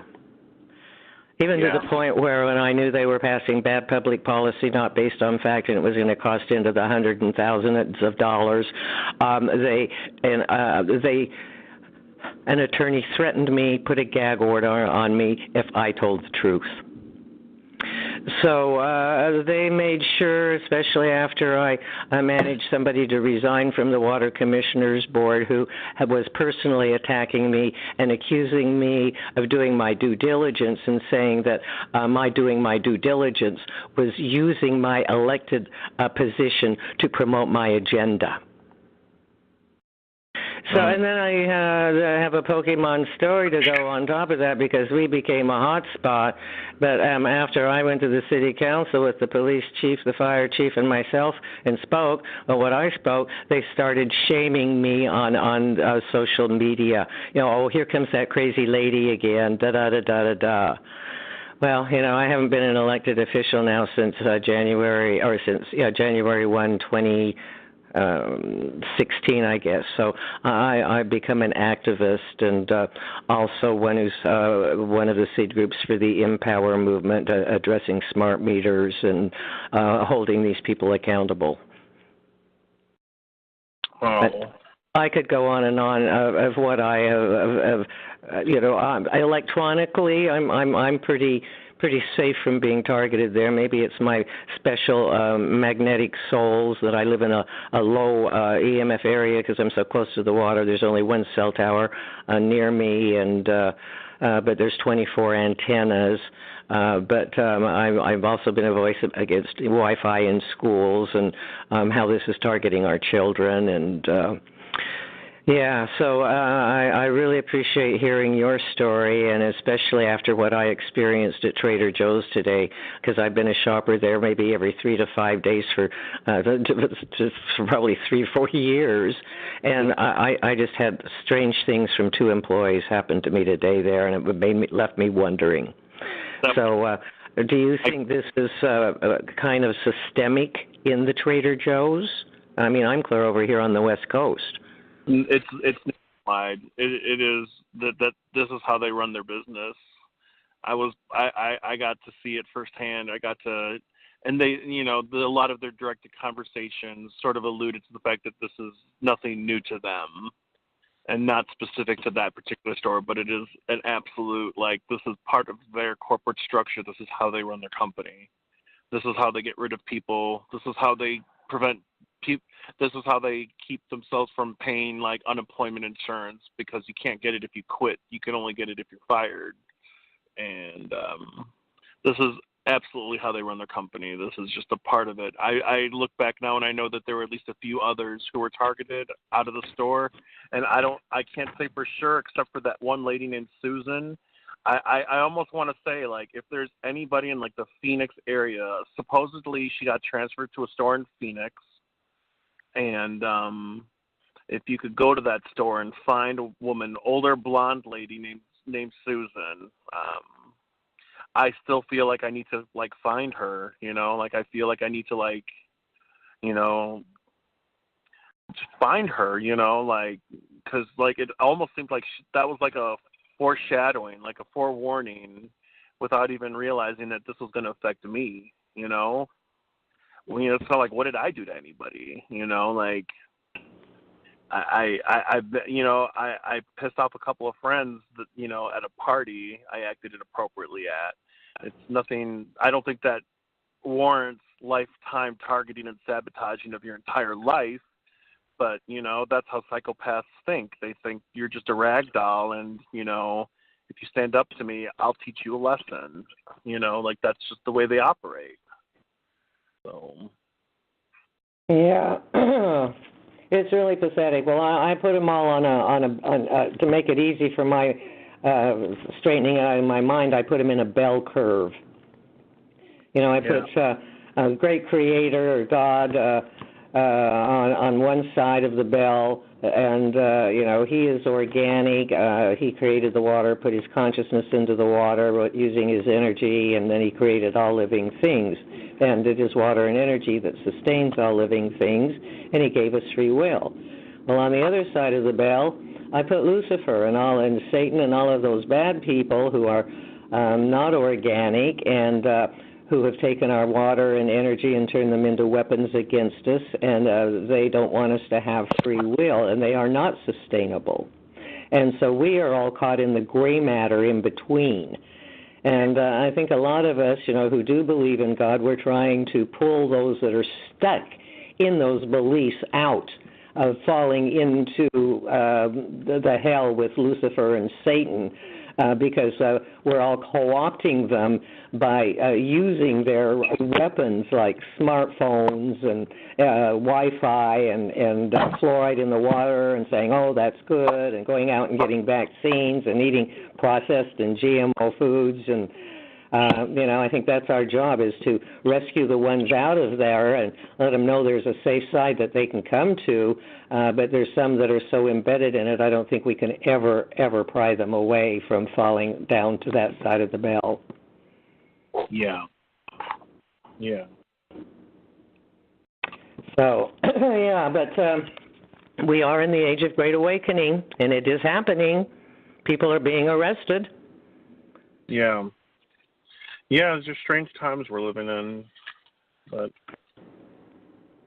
well, yeah, and it's interesting when you really get in and study it and the way they did it, and especially if you go back to 1776 and our Declaration of Independence, and then what happened with our U.S. Constitution, where it became U.S. Inc. instead of the United States of America, and then as they brought in all the territories and made them states, the same thing happened in all of the states. So there is a group of us that are now reclaiming the 37 territories and the 13 colonies. Yeah. So that, because that's the operating plan that we should be on, because the original Constitution, Bill of Rights, and all of that were for the people until the special delegations came in and said, we're going to vote, but then they rewrote both those the U.S. Constitutions and the ones in the states. Yeah. So, and I'm very involved in that group. In fact, I'm now the delegate, because we just formed our General Assembly here and have all of the papers to be filed now to declare that we are now a republic. Oh, wow. Wow, that's really great work. Yeah, and if you want to know more about it, we don't have a heavy web presence, and actually tonight they had a call, what I call a Beacon 37101, which is a call for newbies to come in and find out how the whole history of this and how it all began and how we got to this point. But then we also have a call on Sunday night and Tuesday night. But Sunday night is a Robert's Rules business meeting for the colonies, and Tuesday is the business meeting for the territories. And so our website is a beacon, the light shining, and 37 for the territories, and that's number 37.com. And we also have a Facebook page, but we haven't really grown any of those or done a big web presence. Is it the same? If I looked it up as Beacon 37 on Facebook, would I find it that way? Yeah. Okay. I'll check it out. Yeah, so I'm doing that, and then I'm also working with Josh DeSole and Cal Washington in the Empower movement, and that website's empowermovement.com, and we're showing how to do notices of liability against these people that are causing us harm. And I say there's 3 seed groups on the smart meters, ours here in Seattle, one in Kelowna, BC, and one in Detroit, Michigan. And we're sharing on that website how anyone can use these notices of liability against anyone who is putting harm on you. Wow. Wow. Thanks for that information. I appreciate it. So, yeah, I wish Ella were still on here so she could be hearing about this. I'm here. Yeah. I dropped, but I came back. Oh, good, Ella. I'm glad that I hope you heard most of what I said. Yes, I did. Yeah, thank you. So. I'm sorry, I was also in the chat room dealing with nonsense. Sorry, we had let me also share with you that we have this wonderful little local lumber company called Dunn Lumber, who they always put wonderful things on their reader's sign. And the one before the one that's up there now, it said, say what, let's see, it says, say what you mean what you say, but do not say it mean. I do like that. Yes. Even though I just said something mean to a perp in the chat, so. Yeah. Well, I've interrupted some calls that have had chaos, and that's what I said. Hey, wait a minute, everybody. Like, say what you mean what you say, but don't say it mean.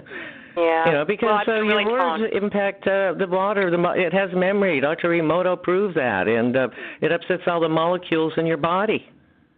Yeah, I know, but it's hard when someone says, you should have seen the vile thing that was in here. It was just horrible. But there's perps. They make up stuff. They do exactly what our perpetrators do in our real life, and they come in here and cause problems, and I had to address it. So, anyway. Now I want to see what they said. I want to see what my haters have said.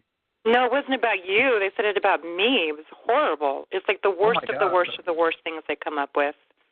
And then people who don't know actually believe it because there's, they don't know. I don't know. Maybe not. They don't believe it. But, they're the same kind of people that go around and cause problems in our real life and say horrible, hideous things. And they come into the chat rooms and they say stuff like that, and it puts everybody on edge. And, and I've been tolerating this for a long time. So, sorry, I didn't want you to make it about me. It's about you guys. I'm sorry. Go ahead. Well, it's about all of us. Yeah, there's a we. You're a part of the we. You're a big part.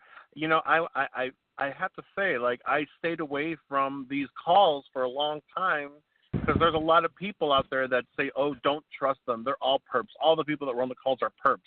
But I'm sorry. I've got nothing but great information, great conversation, and a lot of answers to a lot of my questions from coming on these calls. And it's a shame that people that are in trauma can't feel like they could trust the people that are helping. I feel like when you stick your neck out, you're already going to be distrusted by 50% of the people out there, Yeah, just because. I know. And then also there's perpetrators who go and, slander leaders and do all kinds of stuff, or hosts or podcast people, whatever. They do that on purpose to keep TIs away is my philosophy. It makes sense because they do that in our real life. They do stuff to keep friends and neighbors and stuff on guard with us. They do the same thing with the community. It's conquer and divide outside of our community and in our community, and that's the sad part. But we all have to be smart enough and kind of just make our own best judgment, So, and then in the chat room, Kyle put, I risk trust a lot. And I said, I love how you put that. I'm going to risk trust too.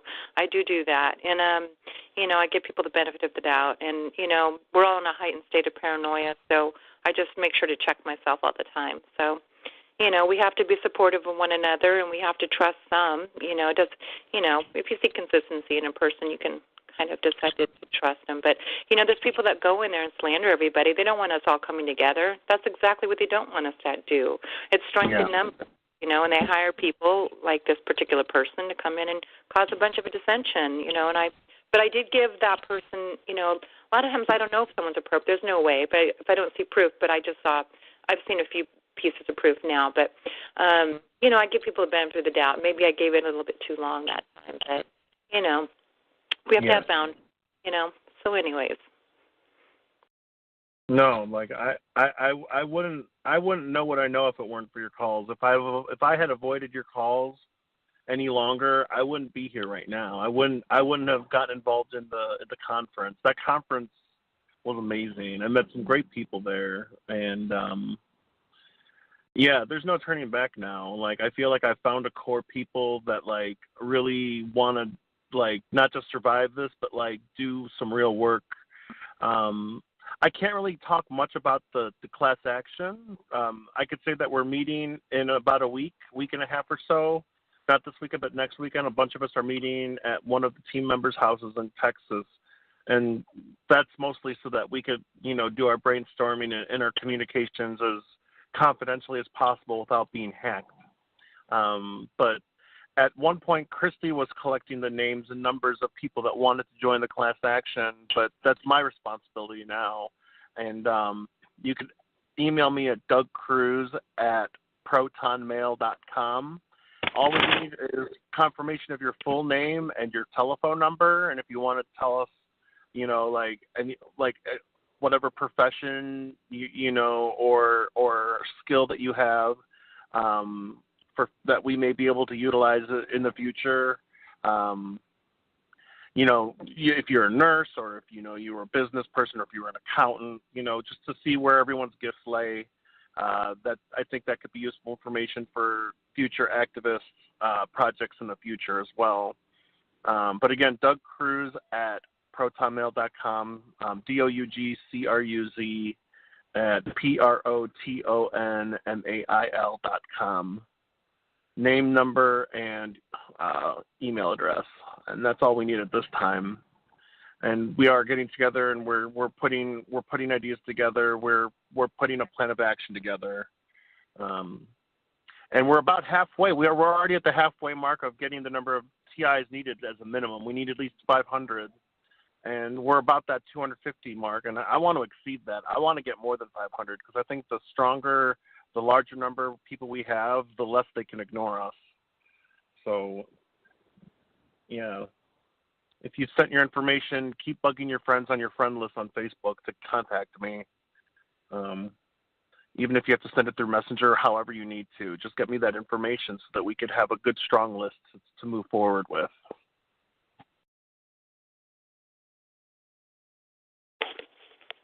Well, thank you. Okay, so we have about 30 more minutes. I'm dealing with the perp that keeps coming in. She really is horrible. She really put me in a bad mood. It's funny how, one person can come in and be, an absolute ugly spirit, and they just change everything. I'm sorry. Okay, I'm going to come forward. It's disgusting. Okay, Oregon. Go ahead. Hi, Ella. Hi, Doug. Hi, Amy. She's a nice person. I like to meet. Yeah. Hi. I'm really glad that you were on the call tonight. I'm one of the people that emailed you about the class action, and you responded promptly. And I just I picked up your vibe from your email that you were a really positive person. So, and I see now that you are. I hear you on the call. They're very upbeat, and it's great to have people like you on the calls as guests because you kind of bring up the community. Help people let go of their troubles for a couple of hours and feel like there's hope. Some kind of spirit of hope, and that's what we all can use, including myself. And I want to say that I once had neighbors that were working at Trader Joe's. They were a couple. Woman and a man couple, and they were working for them for 20 years, different stores, different Trader Joe stores, and they were stalking me. As soon as I got there, they started to stalk me, and they were really unfriendly, and I don't know, I felt a little fear. I didn't feel good energy. I felt a very low energy from them. It wasn't a loving energy. It was more like a fear energy, very low energy feels. And so every time I would go outside, there he was, and staring at me, Felt really uncomfortable. Yeah. So I thought of that when you were sharing your story. About they really believe that they're trying to make the world a better place. They really believe that they want this utopian Trader Joe vibe. They think that they're really they're research. It's almost like they think they're researching people as they come in and out of the store, and they think that they're doing society a favor. And when I learned about a lot of the New World Order agendas, it clicked. Everything clicked. I was like, oh my God, this is exactly what they're trying to do. But they don't realize is that they're being led by psychopaths and narcissists. They have no idea. Really good people that work there, and they, these people build their trust to the point where it's almost like cultish, and it's like these people that are leading them, they can do no wrong, and they'll just do whatever these people say, because why would they lie to them, you know? Yeah, and they want to keep their jobs. They want some kind of job security, and they want to feel part of the team, and that's included. Being part of the team is to do these dubious type of things, and they don't think that, like you said, they don't think they're doing anything wrong, so they don't think they're doing anything illegal. So it's not a conspiracy. It's actually, if they're not aware of it, it's not a conspiracy, and so they're just doing what they're told. It's part of their job description. Their kind of unwritten job description. And they probably taken it home too. If anyone approached them in the communities where they live, they would have no problem doing any underhanded stuff. Scaring people, getting in people's faces, harassing people, etc. I go there once in a while to get some stuff which I can't get anyplace else, and not that many, just a couple items, huh? Yeah. They do have specialty stuff. Yeah. Yeah. So, but I can't say I spend a lot of money there. I don't. I can't say I go there too often. I don't. But anyway, I will remember when I go in there. I remember the last time I went in there. This transgendered person was in front of me, and it was a male to female, and he was dressed really like a woman, but you could see he had all his male features. It wasn't, it was like partial. It was a little sloppy. Yeah. So and I thought it was kind of odd, though. I don't know, it was just kind of the way it was. I thought maybe it may have been a street theater thing. I don't know, for some reason. I don't know. Maybe it was just my paranoia, but it's just like I need to trust my intuition, and my intuition was telling me something was weird about that. Because these technologies want our reactions to things at times. How we react to things, and they like to put the play in set, the act in set. They like to control that sometimes, and so that's why I thought that. So, who knows? It could have just been somebody more, because I live in a conservative city, so that's the reason why I thought that. Because I don't see very much. I don't see too many transgender people here. It's really conservative. Otherwise, if I was in like New York City, I would never think twice, or San Francisco, I'd never think twice about it. But because I'm in a really bedroom type of community place where I live, that came up. I want to ask you a question. Do you think that you were targeted because you're gay? No. Okay. That's good. That's not been my perception. No, I was targeted because it almost had like a mafia feel. Like when you.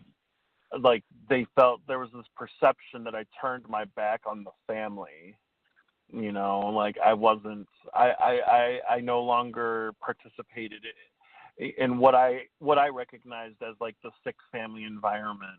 I decided that like I was going to set boundaries, and people can have their feelings, like you're allowed to have your feelings if I set a boundary, but that's still my boundary, and they wanted me to play along. They wanted me to be sick with them, and I'm not going to be sick with them. I participated enough, and it wasn't working for me, so I needed to do something different. And it wasn't about them. It wasn't about harming them. It was about changing me, and people can, and that's even with people in my day-to-day life now who may be offended that I'm not being affected by this perpetrated action. Like I set a boundary.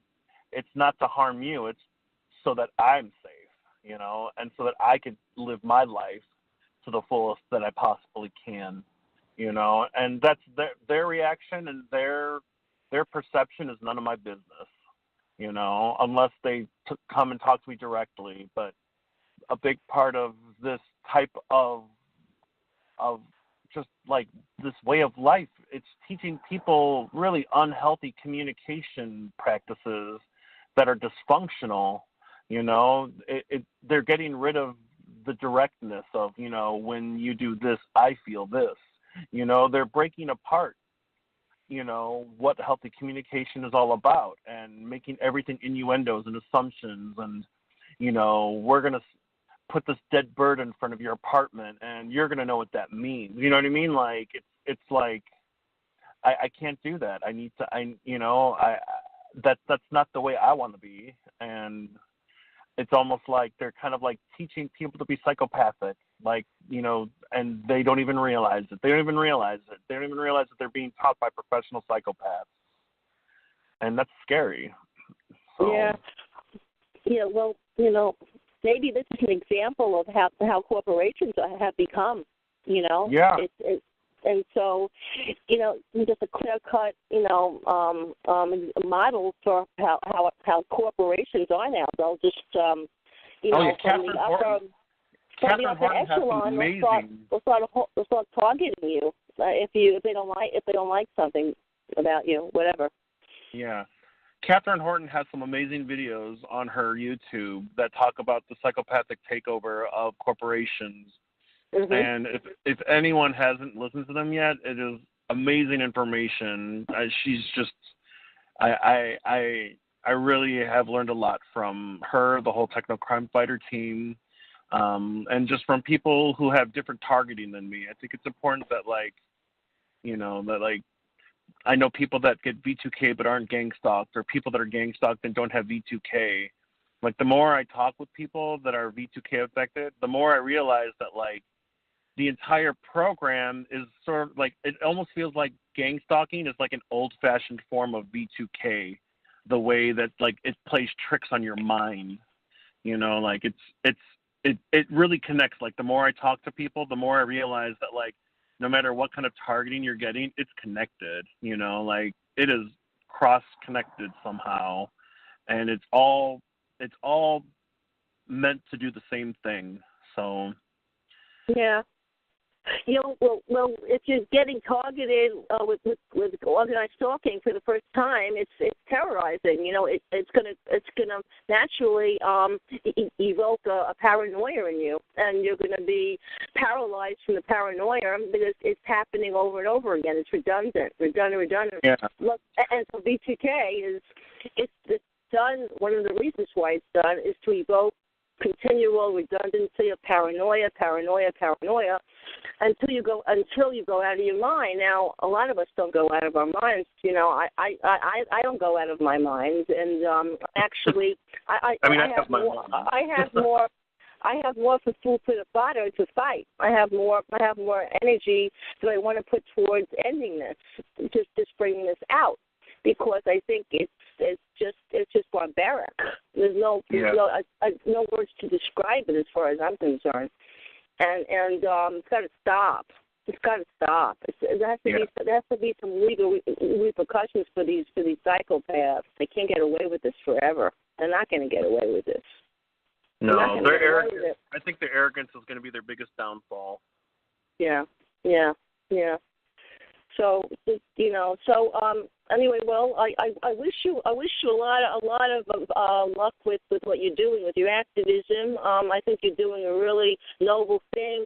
You know, getting people signed up to do a class action, and you know, I want to suggest something to you. Maybe you could write something up about what kind of evidence that we may need when the time comes, so that for those of us that don't have that kind of evidence, we can start getting it. Yeah, you know, I definitely feel like, you know, if you're getting gang stalked, having a dash cam, you know, getting an external hard drive, and making sure that you keep all of the evidence that you get, you know, because it doesn't mean much if only one person has evidence of, you know, street theater, but if, you know, 1,000 people have the exact same type of street theater, it becomes just abundantly clear. You know, journaling, Karen Stewart told me that like journaling is like a gold mine for court cases, and those are very easy like things that everyone can do, especially journaling. I could go to the dollar store and get a big whole bunch of notebooks and pens for $1 each, and that's all it takes, and that's a good step, And I also feel like a lot of people are connected through these calls and through Facebook groups, but to really like go out of your way and like create times and places to meet, like make an effort to like meet the people that you talk to face to face and go out in groups, like when I'm with other people, my targeting is much, much less, because I think it's just because people don't know what to do. And wait a minute, we're supposed to be isolated. You're supposed to be scared. You're supposed to be panicked. Why are you out laughing with your friend? Like, it's different,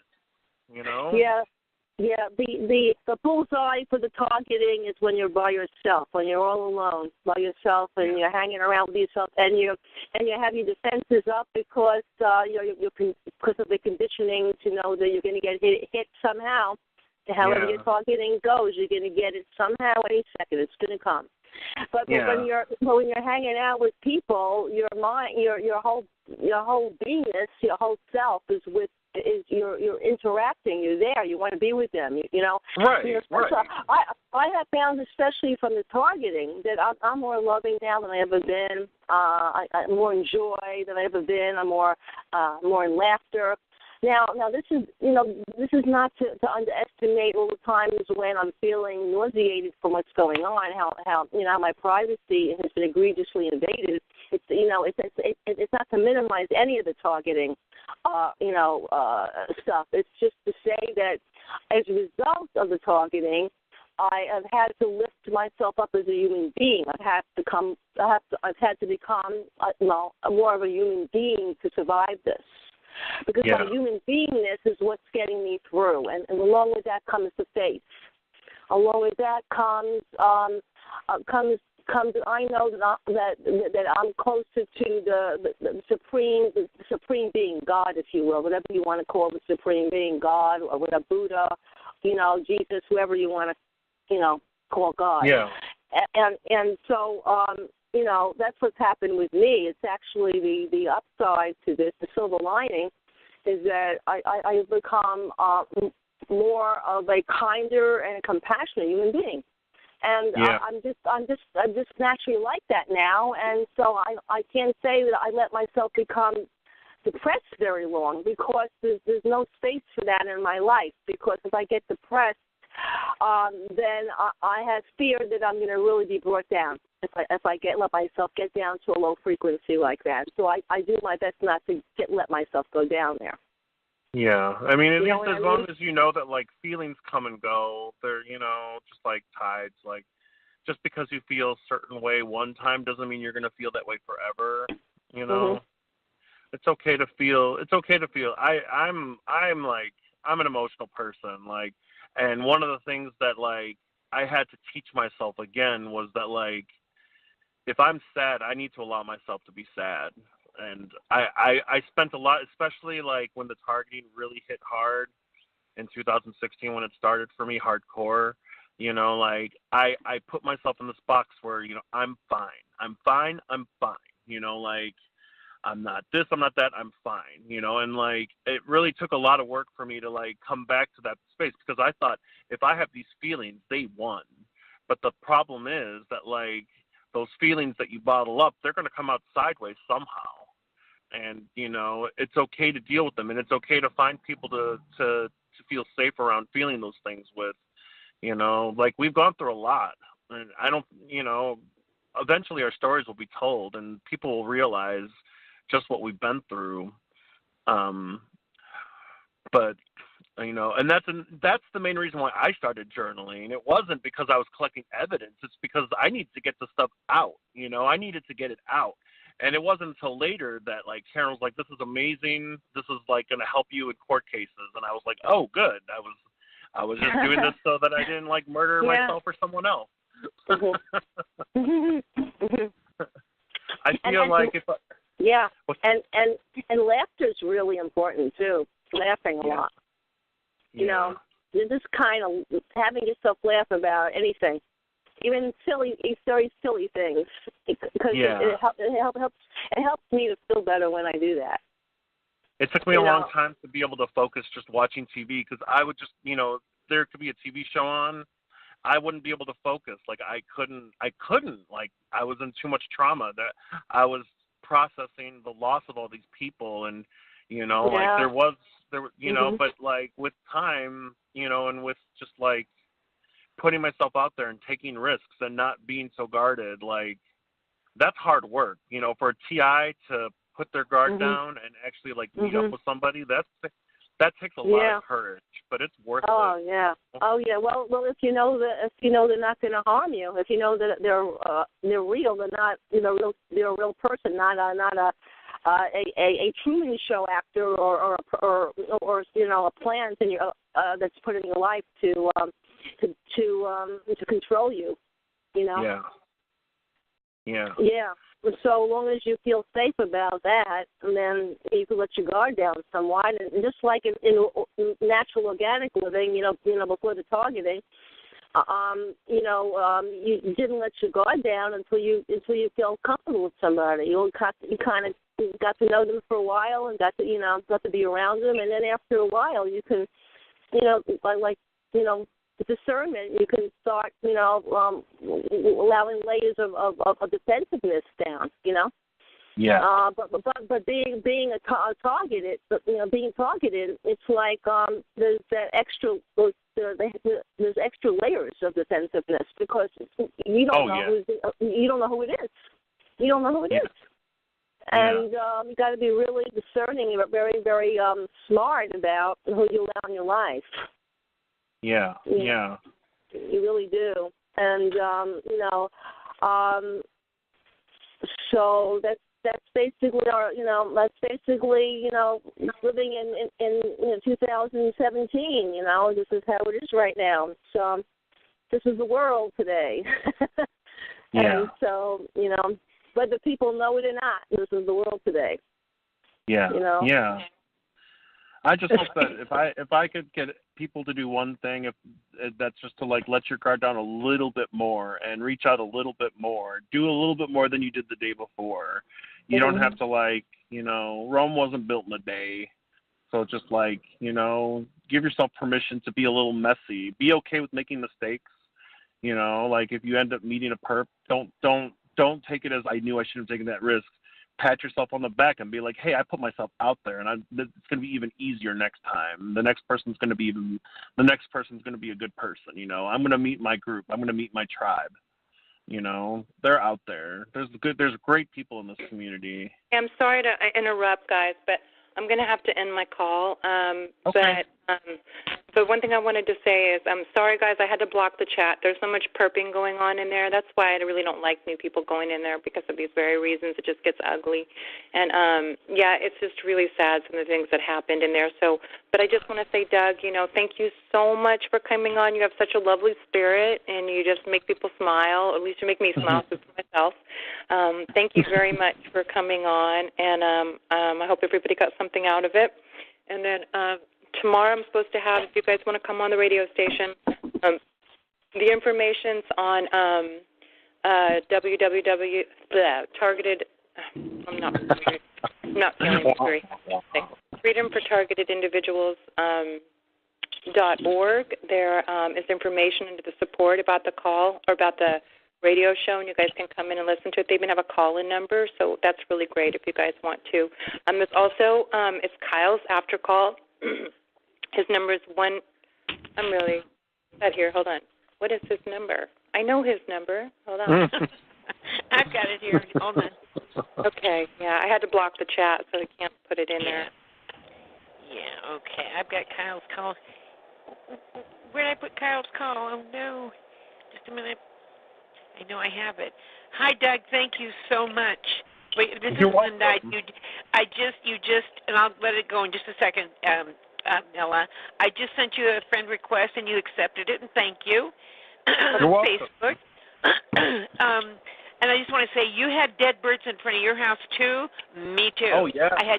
I had dead birds thrown at me, and that's just one thing I wanted to say. Also, I wanted to say quickly, I'm in AA too, and people are people. People are in AA too. They're just people, and they're not all trustworthy.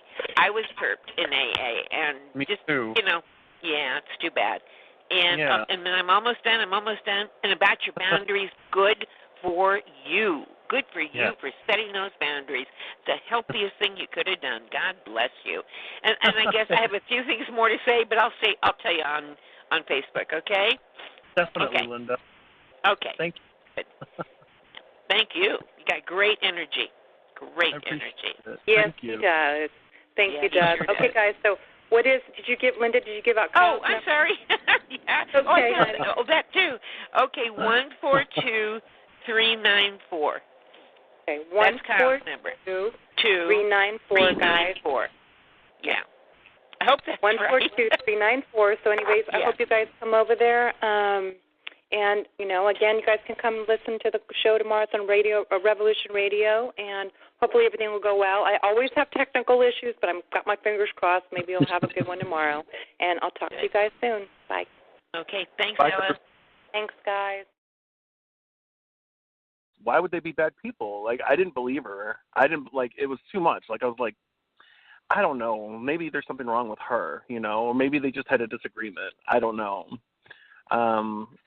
Fast forward to when my targeting started, when my workplace mobbing. For me, it started as workplace mobbing. Sort of jumping back and. What's that? Can you define workplace mobbing to you? Okay. Well, for me, my workplace mobbing and my gang stalking are identical. Everything done in my gang stalking, all the directed conversations, the street theater.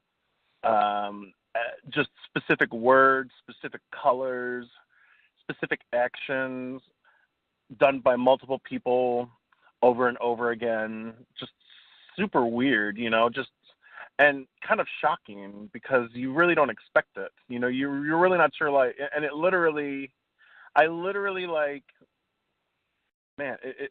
was like normal one day, and then the next day it just started. And I feel like I had to jump back and forth in between the story just to sort of play it out. So I'm going to go back a little. I'm going to backtrack a little bit. I was sexually assaulted at work, and it was by a guy that I thought was a friend. And I thought, he was just, an old guy that told funny, dirty jokes. And he always came by and acted kind of flirty. And, I'm kind of flirty by nature, but at work, I don't really take it there. That's not a boundary I prefer to cross, and I was doing dishes, finishing up my shift, and, he just came up from behind and did something really inappropriate. And, I thought that he would, everybody's buddy at this place. I thought, and everybody's in everyone's business. And, when things are going fine, it's okay. But when things aren't going fine, it's like a really dysfunctional family. And I wasn't aware at the time that this guy was friends with management, and they just kept their friendship, out of work. They didn't act like they were friends at work. But that was something I learned later on. I did not report the assault. I did not report the harassment right away.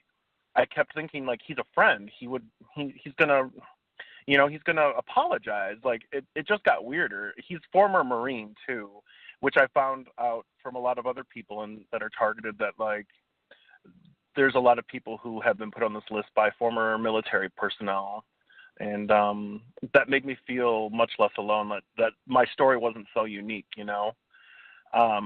Anyway, I kept working there. I kind of fell apart.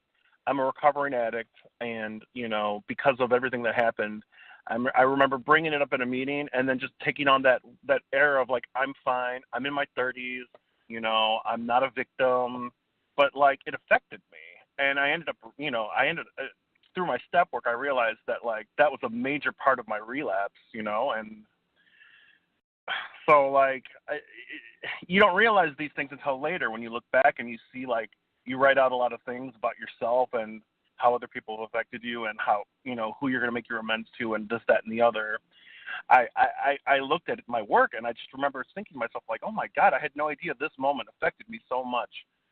While I turned back to alcohol and drugs, I started to hang out with more of the party crowd at the store, and things kind of got out of hand.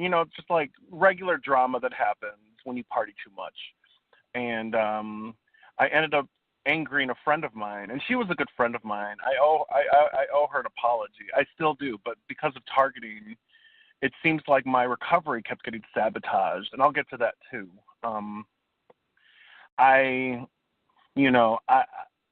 The main thing that I think the people at the store wanted me to do was to, like, apologize. Like, my work was good. I did the work of, like, 3 people. I'm a hard worker. I'm good with people, and unfortunately, like, it's Talk shoes. Recorded live. Welcome to the Thursday Night's Triumph Over Targeting podcast. I'm your moderator, Ella. And again, we have another wonderful guest. His name is Doug Cruz. A couple of things to note. If you're new to the call, please stay on and we will get you some support, some additional Talk Shoe podcast numbers, and some helpful links and websites. This is a solutions and educational-based podcast, but the views and opinions of my guests are not necessarily my own personal views and opinions. My goal is that everyone can obtain something out of tonight, especially a feeling of empowerment. If you have any suggestions, comments, questions, or especially if you're in need of any additional support, please don't hesitate to email me at tiangel2016@gmail.com. Again, that email address is tiangel2016@gmail.com. So a little bit about Doug. So, as I said before I hit the record button, he met Dr. Matthew Aaron and some of the other people who attended the conference, and I'd heard about him then, and then I also was introduced to him through this lawsuit that he's working with a group of people to form and get that in order. So, Doug was born and raised in Chicago, and he still lives there. After graduating from Valparaiso University in 2001 with a BA in geography, he eventually found his way to the airline industry and worked as a flight attendant for many years. He was an active liaison between the union and work group and was a go-to for many who did not understand language and the work rules in the union contracts. He later worked for his local Trader Joe's, where he thought he'd found utopia, but ended up discovering that the company actively puts people on the targeted list. That has affected his life ever since. So welcome, Doug. Hi, thanks for having me, Ella. Well, it's nice to have you here. So I guess maybe you want to add to that a little bit. What year was it when you first started working for Trader Joe's? I literally started working for them 11/11/2011, November 11th, 2011. And for some reason, I thought that was a really lucky day for me. And at the time, I guess it was. Real homey feeling, real wonderful people, real down home, laid back. Work rules weren't really enforced. If you needed a day off, they gave it to you. No one got in trouble for anything. It almost seemed too good to be true. I made quick friends with everybody there. Real quick. I fell in love with everybody there. And really found myself having a really good time. It's hard work. Anyone that works at a grocery store, I have the utmost respect for them now because that is a hard work. And I just found myself I hated the work, but I loved the people. And so that was enough for me to stay. I love cooking, and somehow I found my way into the demo station where all I got to do all day was just like bake samples and talk to people all day. And to me, that's like a dream job. Again, with the whole workplace there, I realized that there was somebody who was targeted. I didn't realize it at the time. It took me till years later. One of the ladies that worked there, she was an older lady. She was single. We would go out on cigarette breaks together, and she would say things like, my son doesn't talk to me anymore. His wife won't let me near my grandchild. I haven't seen my grandchild in 6 months. They just stopped talking to me. And, at the time I was like, that's really weird. Like, you're such a nice lady, like, and, easy to talk to. we had some work history in common, and just, it's like she sort of had these little mini breakdowns with me on smoke breaks, and then we would go back to work, and she would, like, put on her happy face again and be like everyone else. And, I just thought, well, that's a rough life, and she kept telling me about, like, oh, you don't trust this person, don't trust that person, they're not good people, and in my mind, I'm like, wow, they're so nice to me. Why would they be? First couple of days of training were fine. I was getting to know all these new people. Next thing you know, the exact same behavior from the mobbing at Trader Joe's started happening at this new company called Lending Solutions, and I couldn't believe it. I was floored. I remember calling a friend of mine and told her, like, it's following me. And what ended up happening was that her and my other best friend, like, came to my apartment, talked to my boyfriend, and just said, we're really concerned about Doug, and we think he needs he needs a mental evaluation. And, like, I remember my friends basically had an intervention. I was like, I'm not exaggerating. Like, I'm telling the truth. And you think that the problem is me? Like, you think it's me? And they were like, we think you need to go check yourself into the hospital. And I did it because they're my friends. And, like, sure, I'll go. Like, fine, I'll go. And, I just thought it was a weird process. Like, they took my phone, they took everything away from me. I'm being watched by guards, and I'm just sort of like, I'm only doing this because my best friends told me to do this, and they basically said I was depressed and let me go. They asked me a lot of weird questions that I didn't really feel the need to, like. I kind of like they kept asking me if they thought I could see the future, and I was like, I can't see the future. I can't even see 5 minutes from now. They said, do you read tarot cards? And I was like, I have some, but I don't really read them. And, like, just like, weird questions. Anyway, I ended up losing the job for a very like minimal reason. They didn't like the way I talked with one of the customers on the phone. And I know for a fact that, like, had I not been targeted, and I didn't know it was targeting at the time, but had I not known I was targeted, like, had I not been targeted, that would not have been a reason. They wouldn't have even slapped me on the wrist or something like that. From that point, I realized that because of the people that worked with my boyfriend's sister, that's when his family got involved in my targeting.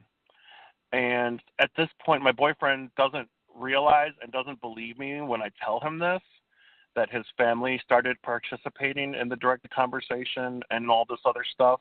And I was super close with his family. I love his family. Like, they're the nicest people I could have ever met.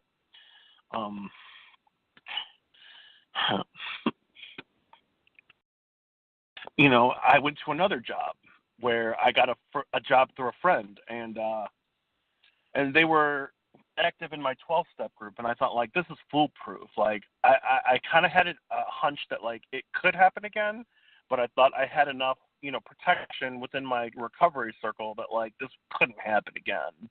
But it did, and it was, like, worse than ever. And it was like a job where I was cooking at restaurants and going to these catering events, and I mean, they were just trying to sabotage everything I did, and, like, they were like not subtle about it at all. But I still took that high spiritual road of, like, I was unassuming. I'm not going to react. I'm going to act like I don't know what they're talking about, and and I'll crack a few jokes, and I'll try to have a good day when I leave. I ended up making friends. Like, I turned them around. Like, I know that I've always been the kind of person that could, like, schmooze, and I ended up becoming, like, after, like, 6 months or so, like, they couldn't do it to me anymore. They just, like, they were my friends. Like, I won them over. I thought to myself, no harm, no foul. I don't know what the hell is being said about me, but I would rather get along than not get along. Especially since this was a recovery friend of mine's family who didn't realize that his family was participating, and I just didn't tell him because I felt like that I don't want people that would show up at my meetings, and a couple of them would wear like recording devices like around their necks, and I thought that was really strange. And I didn't think about it at the time. Now I look back on it now and I realize like these were people, who were friends of this guy that sexually assaulted me, like getting information on me that they couldn't have gotten any other way. Like this guy has been like pre-targeting me for quite a long time. He found me, and I would run into him at certain places, and it freaked me out. And later, when I came back to work, the rumor mill started again. I guess he wasn't happy that like I had survived this and that I was getting my life back, and he started spreading rumors about me. Now, again, my place was I was holding real clear boundaries that like my work life and my private life are separate. And if they say anything about me, I took it as a very hands-off, like, unless they say it to me directly, then it never happened. And, I can't just sit around assuming. I'm just going to work and go home and have my life. And I did that. Eventually, it got to the point where this guy started getting everyone involved. Like, and I could tell, like, at one point he did like a directed conversation where, like, from one section of the store, he would like point at me and just scream out loud that he was going to teach me a lesson, and, I just sort of like just kept working. I was just like, I don't know what this guy's going to find on me. Like, I can't even imagine, but it got worse. Like, it got way worse. And I kept trying to tell people in my life what was going on. And they said, this doesn't sound like, they're like, are you sure that's happening? Are you sure you're just not exaggerating? Are you sure these people aren't just having a bad day and you're taking it personally? That's what everyone kept coming at me with, is that like, I should pray for them and that I should like be of service to them and that I should, like, I'm just taking things really personally. I was like, no, I'm not taking it personally. Like, and I was very alone with that feeling of like, I'm telling you that something really crazy is happening and nobody is helping me and I have no idea what else to do about it. I didn't even know what workplace mobbing was. I just thought this was something completely unique to this company. So I eventually left because they started bringing customers that like, there were some customers that I had introduced to each other, and they ended up getting married because I like wouldn't leave them alone. Like they got married because of me, like next thing you know, like because of this targeting, they stopped talking. They came in a few more times and just like gave me this like cold stare, like they didn't know me anymore. And like that was it. And the guy came back without his wife. And we had hung out outside the store. Like they had invited me and my partner into their home. And, like I made friends with everybody. And he sort of took me to the side, and I thought it was weird what he said, because he just said, I don't care who you are, what you've done for me in my life has been amazing, and I just want to know that like you'll tell me you're okay. You'll call me every once in a while, but it can't be with my, like it was very much like he wanted to like make sure I was okay, but it had to stay a secret that like he was like secretly on my side. And I was like, what in the world is going around about me, and my last week that I was there, like all they did was play Michael Jackson music when I came in, and I took that as like a, that was their way of trying to communicate to me, like this is what we're telling people about you, like this is who you are now. And like, I was like, I just can't wait to get out of here. So I ended up getting a job at my partner's sister's place of work. And I thought everything was going to be okay. I thought I'm done. I'm still going to go back and make my amends. Like, there's a few key people that I know I owe amends to, but, everybody else, like, they could sit and spin. And, I couldn't believe it. Like I like one of those situations where like if you're part of the family and someone in the family is unhappy, then the rest of the family is going to be unhappy, and that's not healthy boundaries. And I eventually like cleaned up my side and just kept very strict boundaries with people, and they didn't like that because I stopped talking. I stopped gossiping. I stopped playing friends. I stopped. I wised up. I kept my work life I kept my work life separate from my personal life, and it had been so enmeshed. Everyone's life is so enmeshed at that store. That's just the way they want their store to be. They want that family environment. They want everyone to come in and to think that, like, this is like we're all family. Like we all, this is a place where you can come to and like hang out. So it got word spread around that, like, I had upset my friend, and I had been given instruction through people in my program to, hold off on apologizing because I had to work on things for myself. And honestly, I think that's the best advice I could give anybody who was in my situation. I wouldn't have done anything different because I finally got to sort of like have a relationship with myself. I finally got to like, see what was appropriate, inappropriate for me. I got to stop being confused about like, there were a lot of things that I did that just seemed knee jerk, and I finally got to like have a separate personhood from everybody else, if that makes any sense. So I didn't apologize. I stopped being friends with people. I wasn't unfriendly. I was definitely polite, but I did not participate in work gossip. I did not participate in the culture of the store, and the mobbing started almost instantly when I became that way. I literally like, it was almost ceremonial the way the mobbing started. Like it was weird. It was just weird. Like so a lot of the old timers that worked there, it almost seemed like they were sort of lined up one by one as I was leaving the store the day before. And one of the older ladies literally like kissed me on the mouth and like said, "Can't wait to see you tomorrow." And I was like, that's the weirdest thing ever. And when I came in, like, it was just, it just started like the over exaggerating of their emotions, like, "Hi, Doug, it's good to see you today." Like really like overly everything. And their eyes were open real wide. And like, everything was enunciated. They kept talking about like certain subjects, like, whether it be like a new food, but like it would be very obvious what they were doing was like a mental mind game.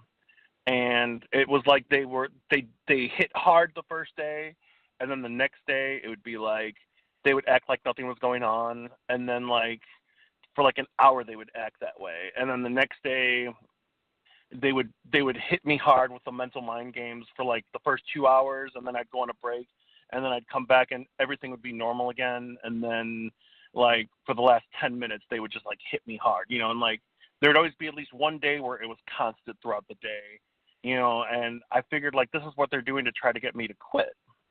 And at the time, I had a sponsor that was just like, "You're not going to quit. You're gonna see this through." And I was like, I don't think I really want to see this through. I kind of want to move on, but there was some reasoning behind it. I won't get into it, but I stayed. And what ended up happening is that everything worked out. Like I actually survived 3 months of workplace mobbing, and they, through various means, like they sort of found out that I was still working a program, doing this, that, and the other, working on my personal life, and they started to give me my responsibilities back, and like life went back to normal for a while. What I realized later was that like the certain meetings that I went to, there were some weird